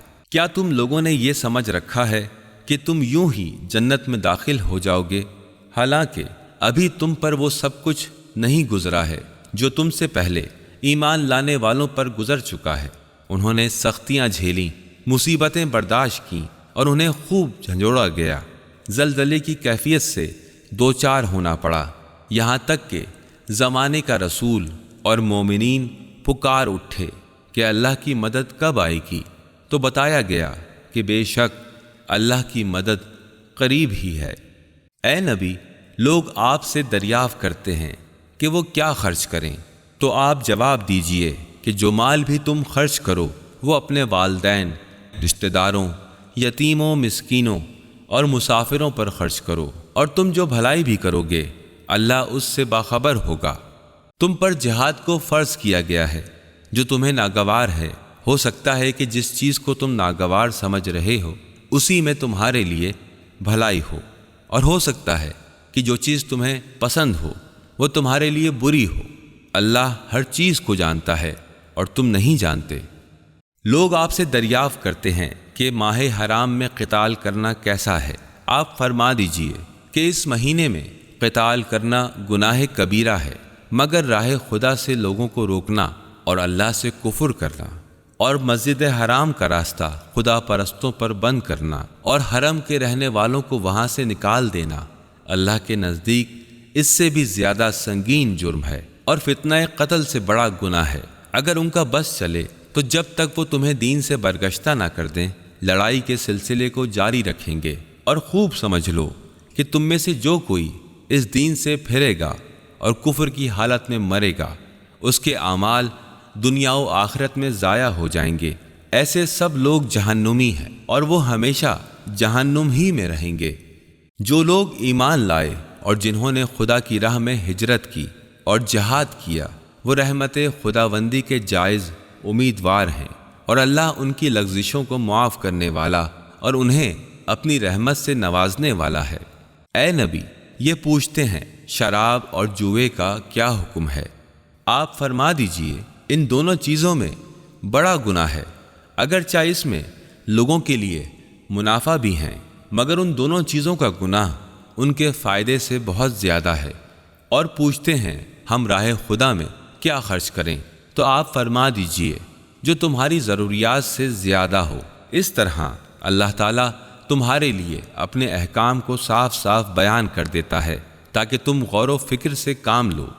دنیا و آخرت کے بارے میں یہ لوگ آپ سے یتیموں کے بارے میں دریافت کرتے ہیں کہ ان سے کیا معاملہ کیا جائے، تو آپ فرما دیجئے جس طرز عمل میں ان کے لیے بھلائی ہو وہی اختیار کرنا بہتر ہے۔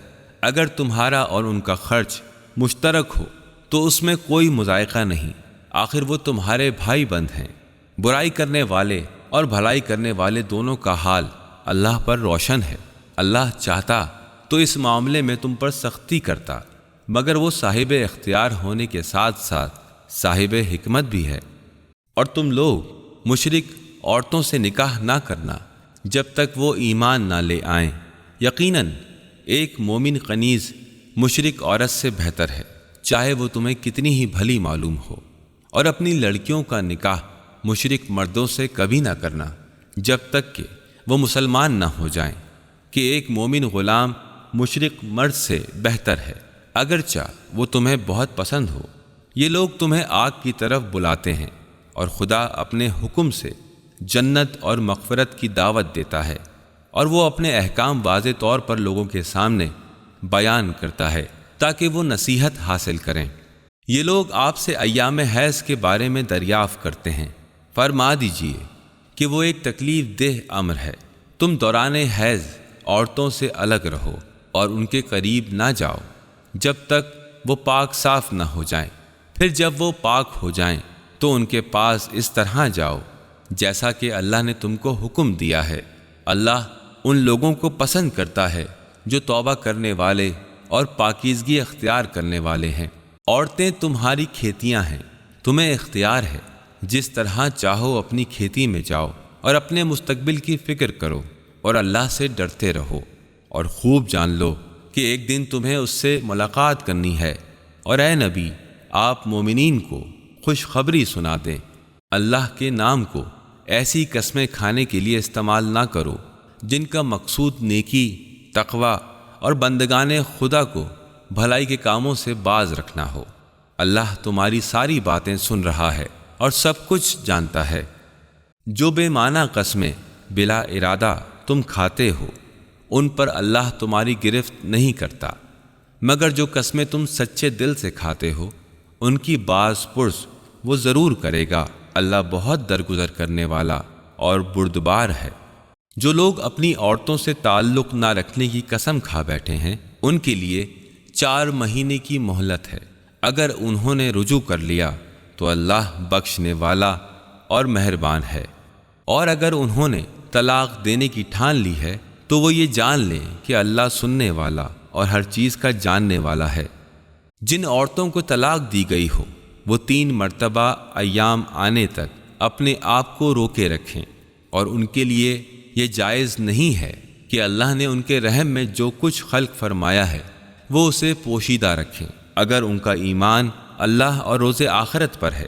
ان کے شوہر اگر مصالحت پر آمادہ ہوں تو وہ اس عدت کے دوران انہیں پھر اپنی زوجیت میں لینے کے زیادہ حقدار ہیں۔ عورتوں کے لیے بھی معروف طریقے پر وہی حقوق ہیں جیسے مردوں کے حقوق ان پر ہیں، البتہ مردوں کو ان پر ایک درجہ فوقیت حاصل ہے، اور ان سب پر اللہ کی ذات ہے جو غالب اور صاحب حکمت ہے۔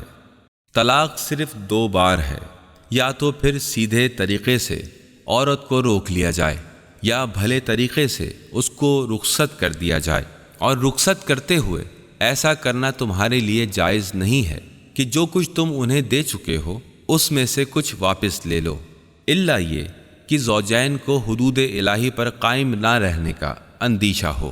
ایسی صورت میں اگر تمہیں یہ خوف ہے کہ وہ دونوں حدود الہی پر قائم نہ رہیں گے تو پھر ان دونوں کے درمیان یہ معاملہ طے ہونے میں کوئی مضائقہ نہیں کہ عورت اپنے شوہر کو کچھ معاوضہ دے کر علیحدگی حاصل کر لے۔ یہ اللہ کی مقرر کردہ حدیں ہیں، ان سے تجاوز نہ کرنا، اور جو لوگ حدود خداوندی سے تجاوز کرتے ہیں وہ ظالم ہیں۔ پھر اگر 2 بار طلاق دینے کے بعد شوہر نے تیسری بار طلاق دے دی تو وہ عورت پھر اس کے لیے حلال نہ ہوگی مگر یہ کہ اس کا نکاح کسی اور سے ہو اور وہ اسے طلاق دے دے۔ تب اگر پہلا شوہر اور یہ عورت دونوں یہ خیال کریں کہ یہ حدود الہی پر قائم رہیں گے تو ان پر رجوع کرنے میں کوئی حرج نہیں۔ یہ اللہ کی مقرر کردہ حدیں ہیں۔ اللہ انہیں اس قوم کے لیے واضح کر رہا ہے جو حدود الہی کو توڑنے کے انجام سے باخبر ہیں۔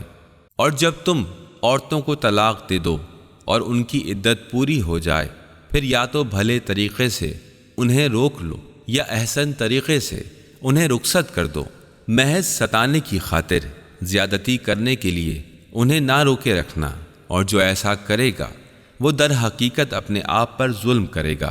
اللہ کی آیات کا مذاق نہ بناؤ، اور اللہ نے تمہیں جن نعمتوں سے سرفراز کیا ہے انہیں پیش نظر رکھو، اور وہ تمہیں نصیحت کرتا ہے کہ جو کتاب و حکمت اس نے تم پر نازل کی ہے اس کا احترام ملحوظ رکھو، اللہ کا تقوی اختیار کرو، اور خوب جان لو کہ اللہ کو ہر بات کی خبر ہے۔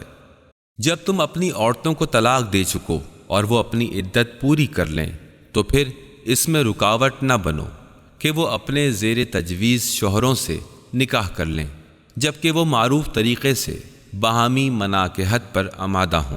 تمہیں نصیحت کی جاتی ہے کہ ایسی حرکت ہرگز نہ کرنا۔ اگر تمہارا ایمان اللہ اور روز آخرت پر ہے، تمہارے لیے شائستہ اور پاکیزہ طریقہ یہی ہے کہ تم اس سے باز رہو۔ اللہ جانتا ہے اور تم نہیں جانتے۔ اور مائیں اپنے بچوں کو 2 سال تک دودھ پلائیں، جو یہ چاہتے ہوں کہ ان کی اولاد مدت رضاعت پوری کرے۔ اس صورت میں بچے کے باپ کو معروف طریقے سے کھانے اور کپڑے کا انتظام کرنا ہوگا، مگر کسی پر اس کی گنجائش سے زیادہ بوجھ نہیں ڈالنا چاہیے۔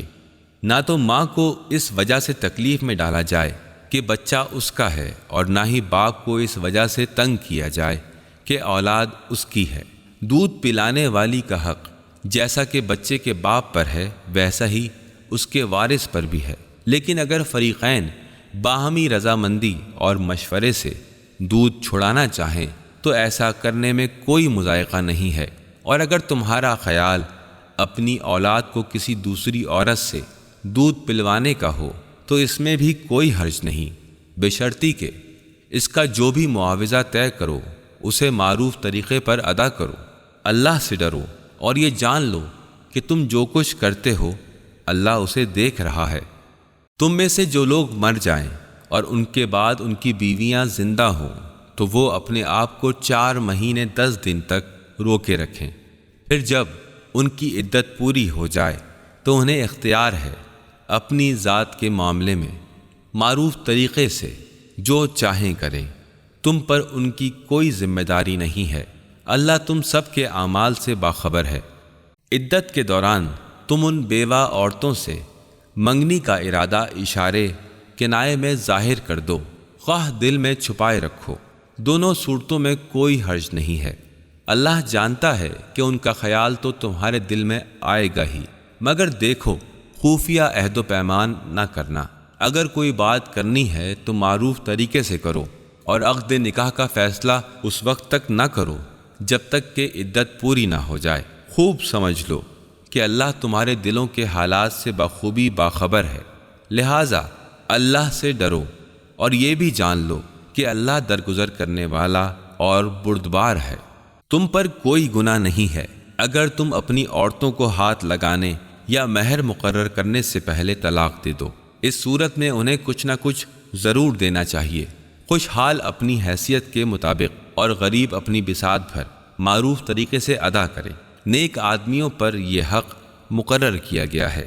اگر تم نے ہاتھ لگانے سے پہلے طلاق دی ہو اور مہر مقرر کیا جا چکا ہو تو اس صورت میں نصف مہر دینا ہوگا۔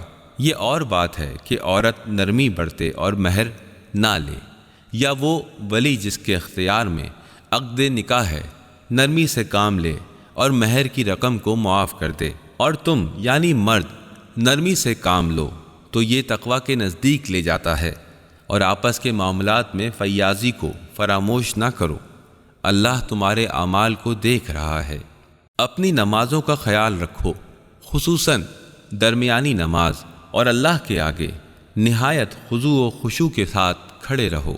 بدامنی کی حالت ہو تو خواہ پیدل ہو خواہ سوار، جس طرح ممکن ہو نماز پڑھو، اور جب امن کی حالت بحال ہو جائے تو اللہ کو اس طرح یاد کرو جس طرح اس نے تمہیں سکھا دیا ہے، جس سے تم پہلے ناواقف تھے۔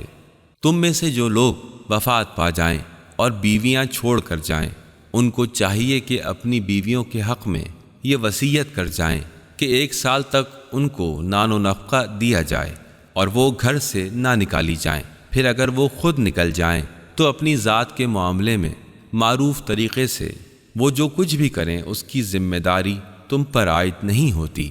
اللہ ہر چیز پر غالب اور دانا ہے۔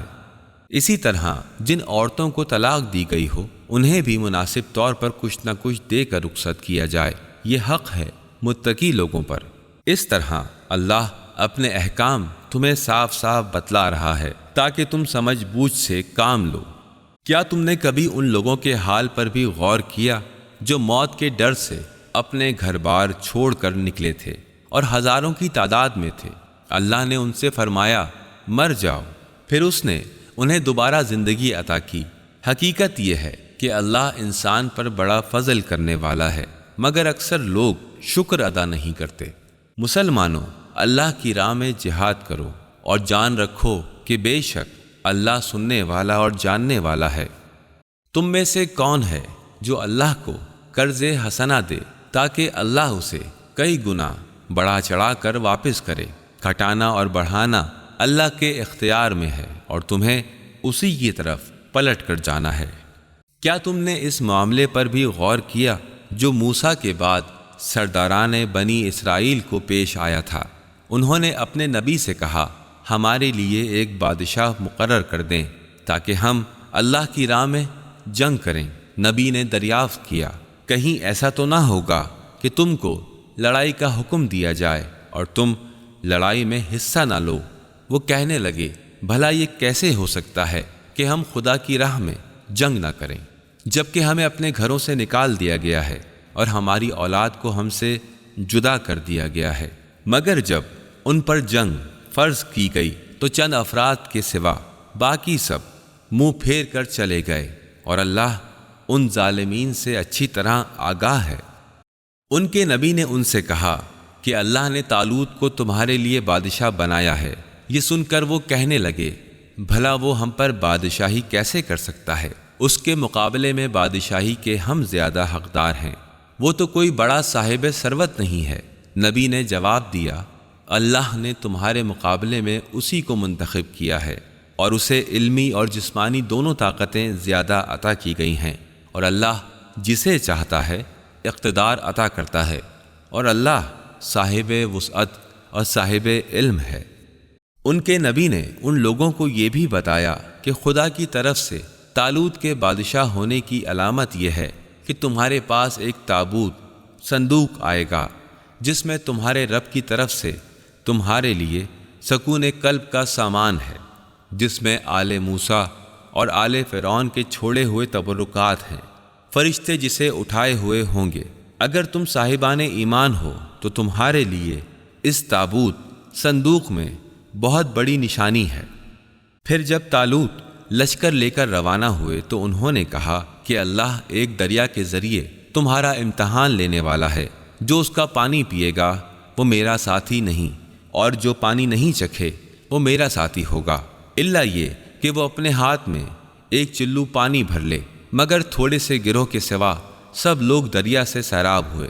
پھر جب طالوت اور ان کے مومن ساتھی دریا پار کر کے آگے بڑھے تو انہوں نے طالوت سے کہہ دیا کہ آج ہم میں جالوت اور اس کے لشکر سے مقابلے کی طاقت نہیں۔ لیکن جو لوگ یہ سمجھتے تھے کہ انہیں ایک دن اللہ سے ملاقات کرنی ہے، انہوں نے کہا بارہا ایسا ہوا ہے کہ ایک چھوٹا گروہ اللہ کے اذن سے بڑے گروہ پر غالب آ گیا ہے، اور اللہ صبر کرنے والوں کے ساتھ ہے۔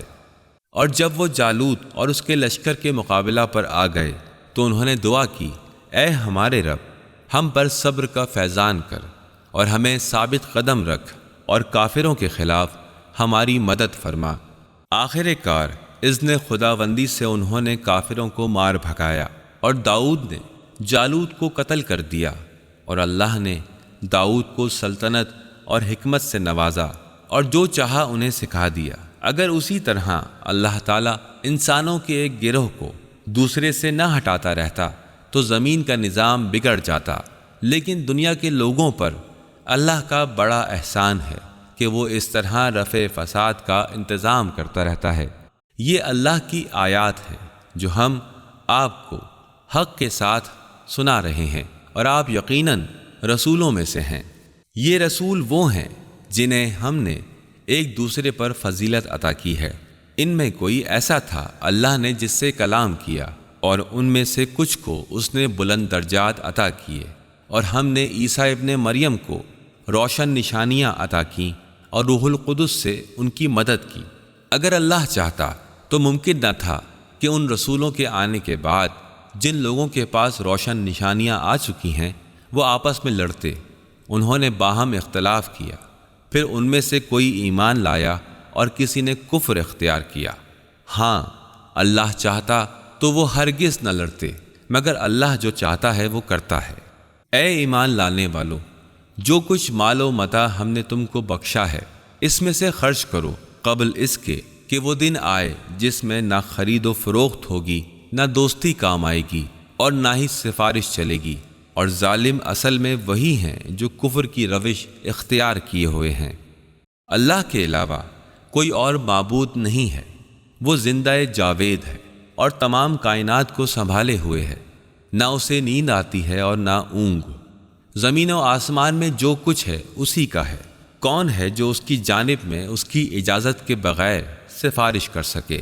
جو کچھ ان کے سامنے ہے اور جو ان کے پس پشت ہے وہ ان سب سے واقف ہے۔ یہ لوگ اس کے علم کے ایک حصے کا بھی احاطہ نہیں کر سکتے، الا یہ کہ وہ خود ہی کسی چیز کا علم دینا چاہے۔ اس کی کرسی علم و اقتدار زمین و آسمان سے وسیع تر ہے، اور ان کی نگہبانی اس کے لیے کوئی تھکا دینے والا کام نہیں۔ وہ عالی مرتبت بھی ہے اور صاحب عظمت بھی۔ دین میں کسی طرح کا جبر نہیں ہے، ہدایت گمراہی سے الگ اور واضح ہو چکی ہے۔ اب جو کوئی طاغوت کا انکار کر کے اللہ پر ایمان لے آیا تو گویا وہ اس مضبوط رسی سے متمسک ہو گیا ہے جس کے ٹوٹنے کا امکان باقی نہیں، اور اللہ سب کچھ سننے اور جاننے والا ہے۔ اللہ مومنین کا ولی ہے، اور وہ انہیں تاریکیوں سے نکال کر روشنی میں لے آتا ہے، اور جو لوگ کفر کی راہ اختیار کرتے ہیں، شیاطین طاغوت ان کے اولیاء ہیں، اور وہ انہیں روشنی سے نکال کر تاریکیوں میں لے جاتے ہیں۔ در حقیقت وہی جہنمی ہیں، اور وہ ہمیشہ اسی میں رہیں گے۔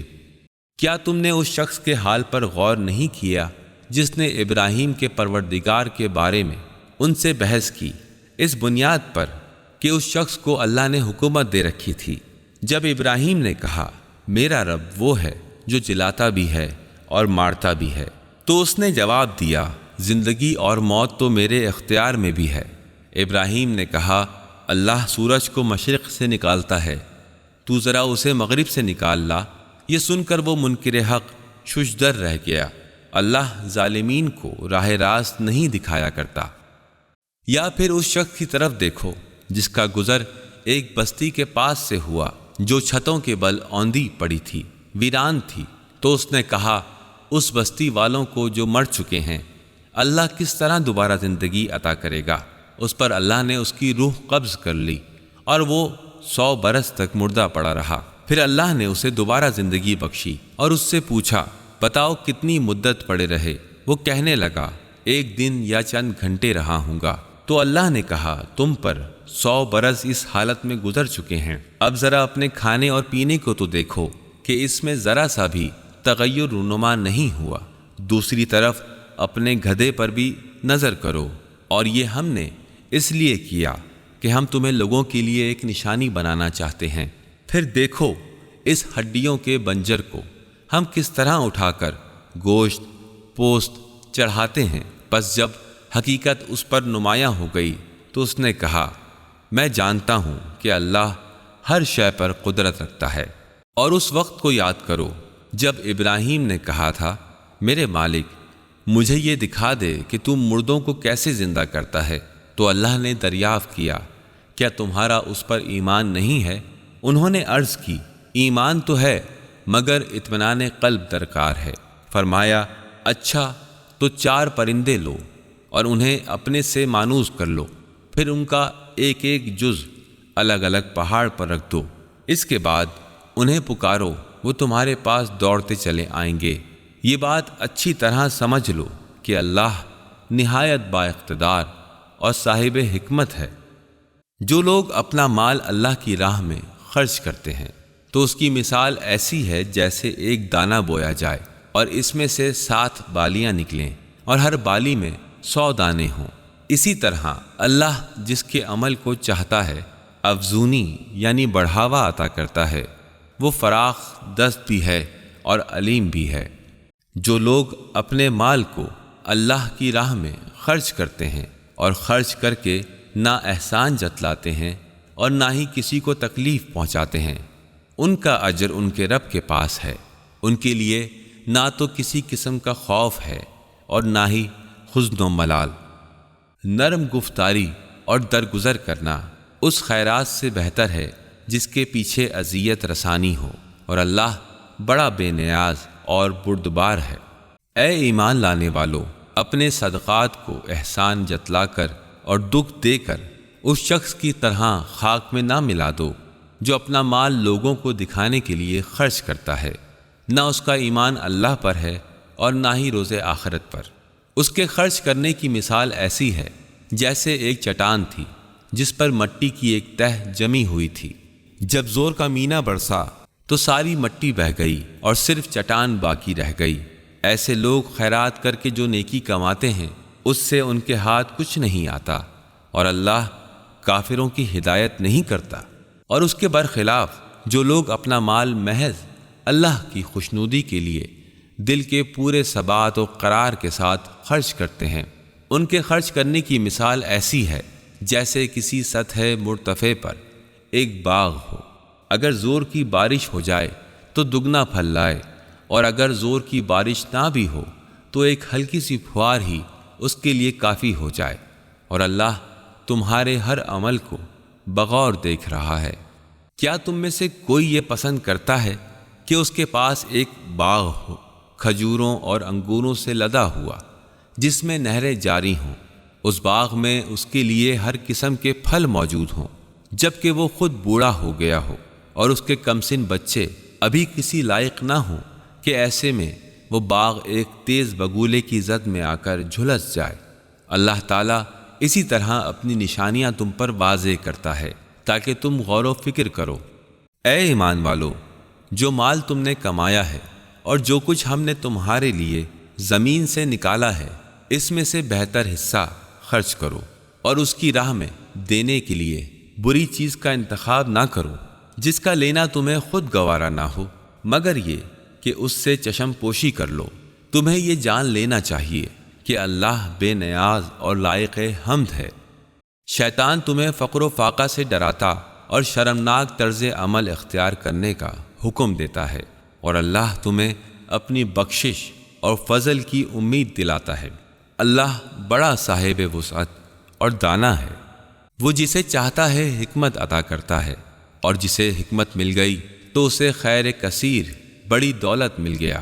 ان باتوں سے وہی لوگ نصیحت حاصل کرتے ہیں جو دانش مند ہیں، تم نے جو کچھ خرچ کیا ہو یا نظر مانی ہو، اللہ کو اس کا علم ہے اور ظالمین کا کوئی مددگار نہیں۔ اگر اپنے صدقات علانیہ طور پر دو تو یہ بھی اچھا ہے، لیکن اگر چھپا کر حاجت مندوں کو دو تو یہ تمہارے حق میں بہتر ہے۔ وہ اس کے سبب تمہاری بہت سی برائیوں کو مٹا دے گا۔ تم جو عمل کر رہے ہو اللہ اس سے باخبر ہے۔ لوگوں کو منزل مقصود تک پہنچانا اے نبی آپ کی ذمہ داری نہیں، البتہ اللہ جسے چاہے ہدایت سے نواز دے، اور راہ خیر میں تم جو مال بھی خرچ کرتے ہو اس کا فائدہ خود تمہیں پہنچے گا۔ تم اسی لیے تو خرچ کرتے ہو کہ اللہ کی رضا حاصل کرو۔ تم راہ خیر میں جو مال بھی خرچ کرو گے تمہیں اس کی پوری پوری جزا دی جائے گی اور تمہاری حق تلفی نہیں ہوگی۔ خاص طور پر مدد کے مستحق وہ ضرورت مند ہیں جو راہ خدا میں گھر گئے ہیں۔ وہ زمین میں دوڑ دھوپ کر کے کسب معاش نہیں کر سکتے۔ ان کی خودداری دیکھ کر ناواقف یہ سمجھتا ہے کہ یہ خوشحال ہیں۔ تم ان کے چہروں سے ان کی اندرونی حالت کو پہچان سکتے ہو۔ وہ لوگوں کے پیچھے پڑ کر ان کے سامنے دست سوال دراز نہیں کرتے۔ ان کی اعانت میں تم جو مال صرف کرو گے وہ اللہ سے پوشیدہ نہ رہے گا۔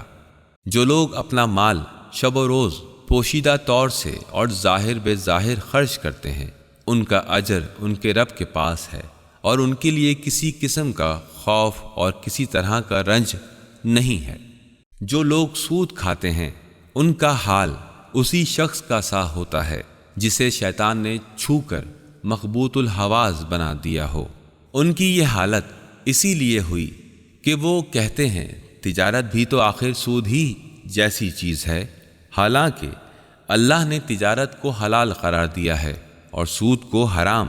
لہٰذا جس شخص کو اس کے رب کی جانب سے نصیحت پہنچے اور آئندہ کے لیے وہ سود خوری سے باز آ جائے تو جو کچھ وہ پہلے کھا چکا، اب اس کا معاملہ اللہ کے سپرد ہے، اور جو اس کے حکم کے بعد پھر اسی حرکت کا اعادہ کرے تو وہ سب جہنمی ہیں جہاں پر وہ ہمیشہ ہمیشہ رہیں گے۔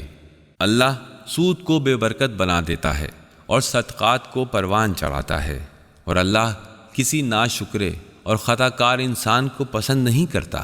یقیناً جو لوگ ایمان لائے اور اعمال صالحہ بجا لائے، نماز قائم کی اور زکوٰۃ دی تو ان کا اجر ان کے رب کے پاس موجود ہے۔ ان کے لیے نہ کسی قسم کا خوف ہے اور نہ ہی کسی طرح کا رنج۔ اے ایمان لانے والو، خدا سے ڈرو، اور جو کچھ تمہارا سود لوگوں پر باقی رہ گیا ہے اسے چھوڑ دو اگر تم واقعی مومن ہو۔ لیکن اگر تم نے ایسا نہ کیا تو آگاہ ہو جاؤ کہ اللہ اور اس کے رسول کی طرف سے تمہارے خلاف اعلان جنگ ہے۔ اب بھی توبہ کر لو اور سود چھوڑ دو تو تم اپنا اصل سرمایہ لینے کے حقدار ہو۔ نہ تم کو اختیار ہے کہ کسی پر ظلم کرو اور نہ ہی تم پر ظلم کیا جائے گا۔ تمہارا قرض دار تنگ دست ہو تو آسودگی پیدا ہونے تک اسے مہلت دو اور صدقہ کر دو تو یہ تمہارے حق میں زیادہ بہتر ہے اگر تم یہ بات سمجھتے ہو۔ اس دن کی رسوائی اور مصیبت سے بچو جب کہ تم اللہ کی طرف واپس جاؤ گے۔ وہاں ہر شخص کو اس کی کارکردگی کا پورا بدلہ مل جائے گا اور ان پر کسی طرح کا ظلم نہیں کیا جائے گا۔ اے ایمان لانے والو، جب تم ایک مقررہ میعاد کے لیے آپس میں قرض کا لین دین کرو تو لکھا پڑھی کر لیا کرو، اور لکھنے والے کو چاہیے کہ وہ عدل کو مد نظر رکھتے ہوئے معاہدہ تحریر کرے۔ اسے لکھنے سے انکار نہیں کرنا چاہیے، بلکہ جس طرح اللہ نے اسے لکھنا پڑھنا سکھایا ہے اسے بغیر کسی عذر کے لکھنا چاہیے، اور جس کے ذمے قرض عائد ہوتا ہے اسے چاہیے کہ دستاویز کی عبارت کو بتاتا جائے اور اس معاملے میں اللہ سے ڈرتا رہے، اور بتاتے وقت قرض دینے والے کے حقوق میں کچھ کمی نہ کرے، اور اگر قرض لینے والا کم عقل یا ضعیف ہو یا تحریر لکھوانے کی اہلیت نہ رکھتا ہو تو ایسی حالت میں اس کا سرپرست عدل کے ساتھ دستاویز کی تحریر رقم کرائے، اور اس دستاویز پر کم از کم 2 مردوں کی گواہی کرا لیا کرو جنہیں تم پسند کرو، اور اگر 2 مرد نہ ہو تو 1 مرد اور 2 عورتیں گواہ بنیں، کیونکہ ان میں سے ایک اگر بھول جائے گی تو دوسری اسے یاد دلا دے گی، اور جب گواہوں کو گواہی دینے کے لیے حاکم کے سامنے بلایا جائے تو وہ انکار نہ کریں، اور قرض کا معاملہ چھوٹا ہو یا بڑا، اس کی معینہ مدت تک کی دستاویز لکھوانے میں کاہلی روا نہیں ہے۔ خدا کے نزدیک لکھا پڑھی بہت ہی منصفانہ کارروائی ہے اور گواہی کے اعتبار سے بھی مضبوط دستاویز ہے، اور یہ اس لیے بھی ہے کہ آئندہ تم کسی شک و شبے میں نہ پڑو، اور اگر نقد لین دین ہو تو نہ لکھنے میں تم پر کوئی الزام نہیں ہے، لیکن جب خرید و فروخت کا معاملہ ہو تو گواہ بنا لیا کرو، اور یاد رکھو کہ دستاویز لکھنے والے اور گواہ کو ضرر نہ پہنچایا جائے۔ اگر تم ایسا کر بیٹھے تو یہ تمہاری جانب سے فسق و فجور کا عمل ہوگا۔ اللہ سے ڈرو، خدا معاملہ کرنے کی بابت تمہاری رہنمائی کرتا ہے، اور اللہ ہر چیز سے خوب واقف ہے۔ اور اگر تم مسافرت کے عالم میں ہو اور دستاویز لکھنے کے لیے کوئی کاتب نہ ملے اور قرض دینا ہو تو رہن بقبضہ رکھ لو، اور اگر تم میں سے کوئی شخص دوسرے پر بھروسہ کرے تو یوں ہی قرضہ دیا جا سکتا ہے۔ تو جس پر بھروسہ کیا گیا ہے یعنی قرض لینے والے کو چاہیے کہ قرض دینے والے کی امانت پوری ادا کر دے اور اپنے پالنے والے اللہ سے ڈرتا رہے۔ مسلمانوں، تم گواہی کو ہرگز نہ چھپانا، جو شہادت کو چھپاتا ہے بے شک اس کا دل گناہ گار ہے، اور جو کچھ تم کیا کرتے ہو اللہ اس سے اچھی طرح باخبر ہے۔ آسمانوں اور زمینوں میں جو کچھ ہے وہ سب اللہ ہی کا تو ہے، تم اپنے دل کی باتیں چاہے ظاہر کرو یا چھپاؤ، اللہ ان کا محاسبہ تم سے ضرور کرے گا۔ پھر اسے اختیار ہے جسے چاہے بخش دے اور جس پر چاہے عذاب نازل کرے، اور اللہ ہر چیز پر قدرت رکھتا ہے۔ پیغمبر پر جو کچھ ان کے رب کی طرف سے نازل کیا گیا ہے وہ اس پر ایمان لائے، اور ان کے ساتھ مومنین بھی سب کے سب اللہ پر، اس کے فرشتوں پر، اس کی کتابوں اور اس کے رسولوں پر ایمان لائے، اور ان کا قول یہ ہے کہ ہم اللہ کے رسولوں کو ایک دوسرے سے الگ نہیں کرتے، اور انہوں نے کہا ہم نے تیرے احکام سنے اور اطاعت قبول کی۔ خداوندہ، ہمیں تیری مغفرت چاہیے اور ہمیں تو تیری ہی طرف پلٹ کر آنا ہے۔ اللہ کسی نفس کو اس کی وسعت سے زیادہ تکلیف نہیں دیتا۔ ہر شخص نے جو نیکی کمائی ہے اس کا فائدہ اس کو ملے گا، اور جو بدی سمیٹی ہے اس کا وبال بھی اس کے ذمے ہوگا۔ ایمان لانے والو، تم اس طرح دعا طلب کرو، پروردگارا، اگر ہم سے بھول چوک یا کوئی خطا سرزد ہو جائے تو ہم سے اس کے بارے میں باز پرس نہ کرنا۔ بار الہا، ہم پر ایسا بوجھ نہ ڈال جیسا تو نے ہم سے پہلے لوگوں پر ڈالا تھا۔ خدایا، جس بار کو اٹھانے کی طاقت ہمیں نہیں ہے وہ ہم پر نہ ڈال، تو ہمیں معاف کر دے، ہماری مغفرت فرما، ہم پر رحم کر، تو ہمارا مولا ہے، کافروں کے مقابلے میں تو ہماری مدد فرما۔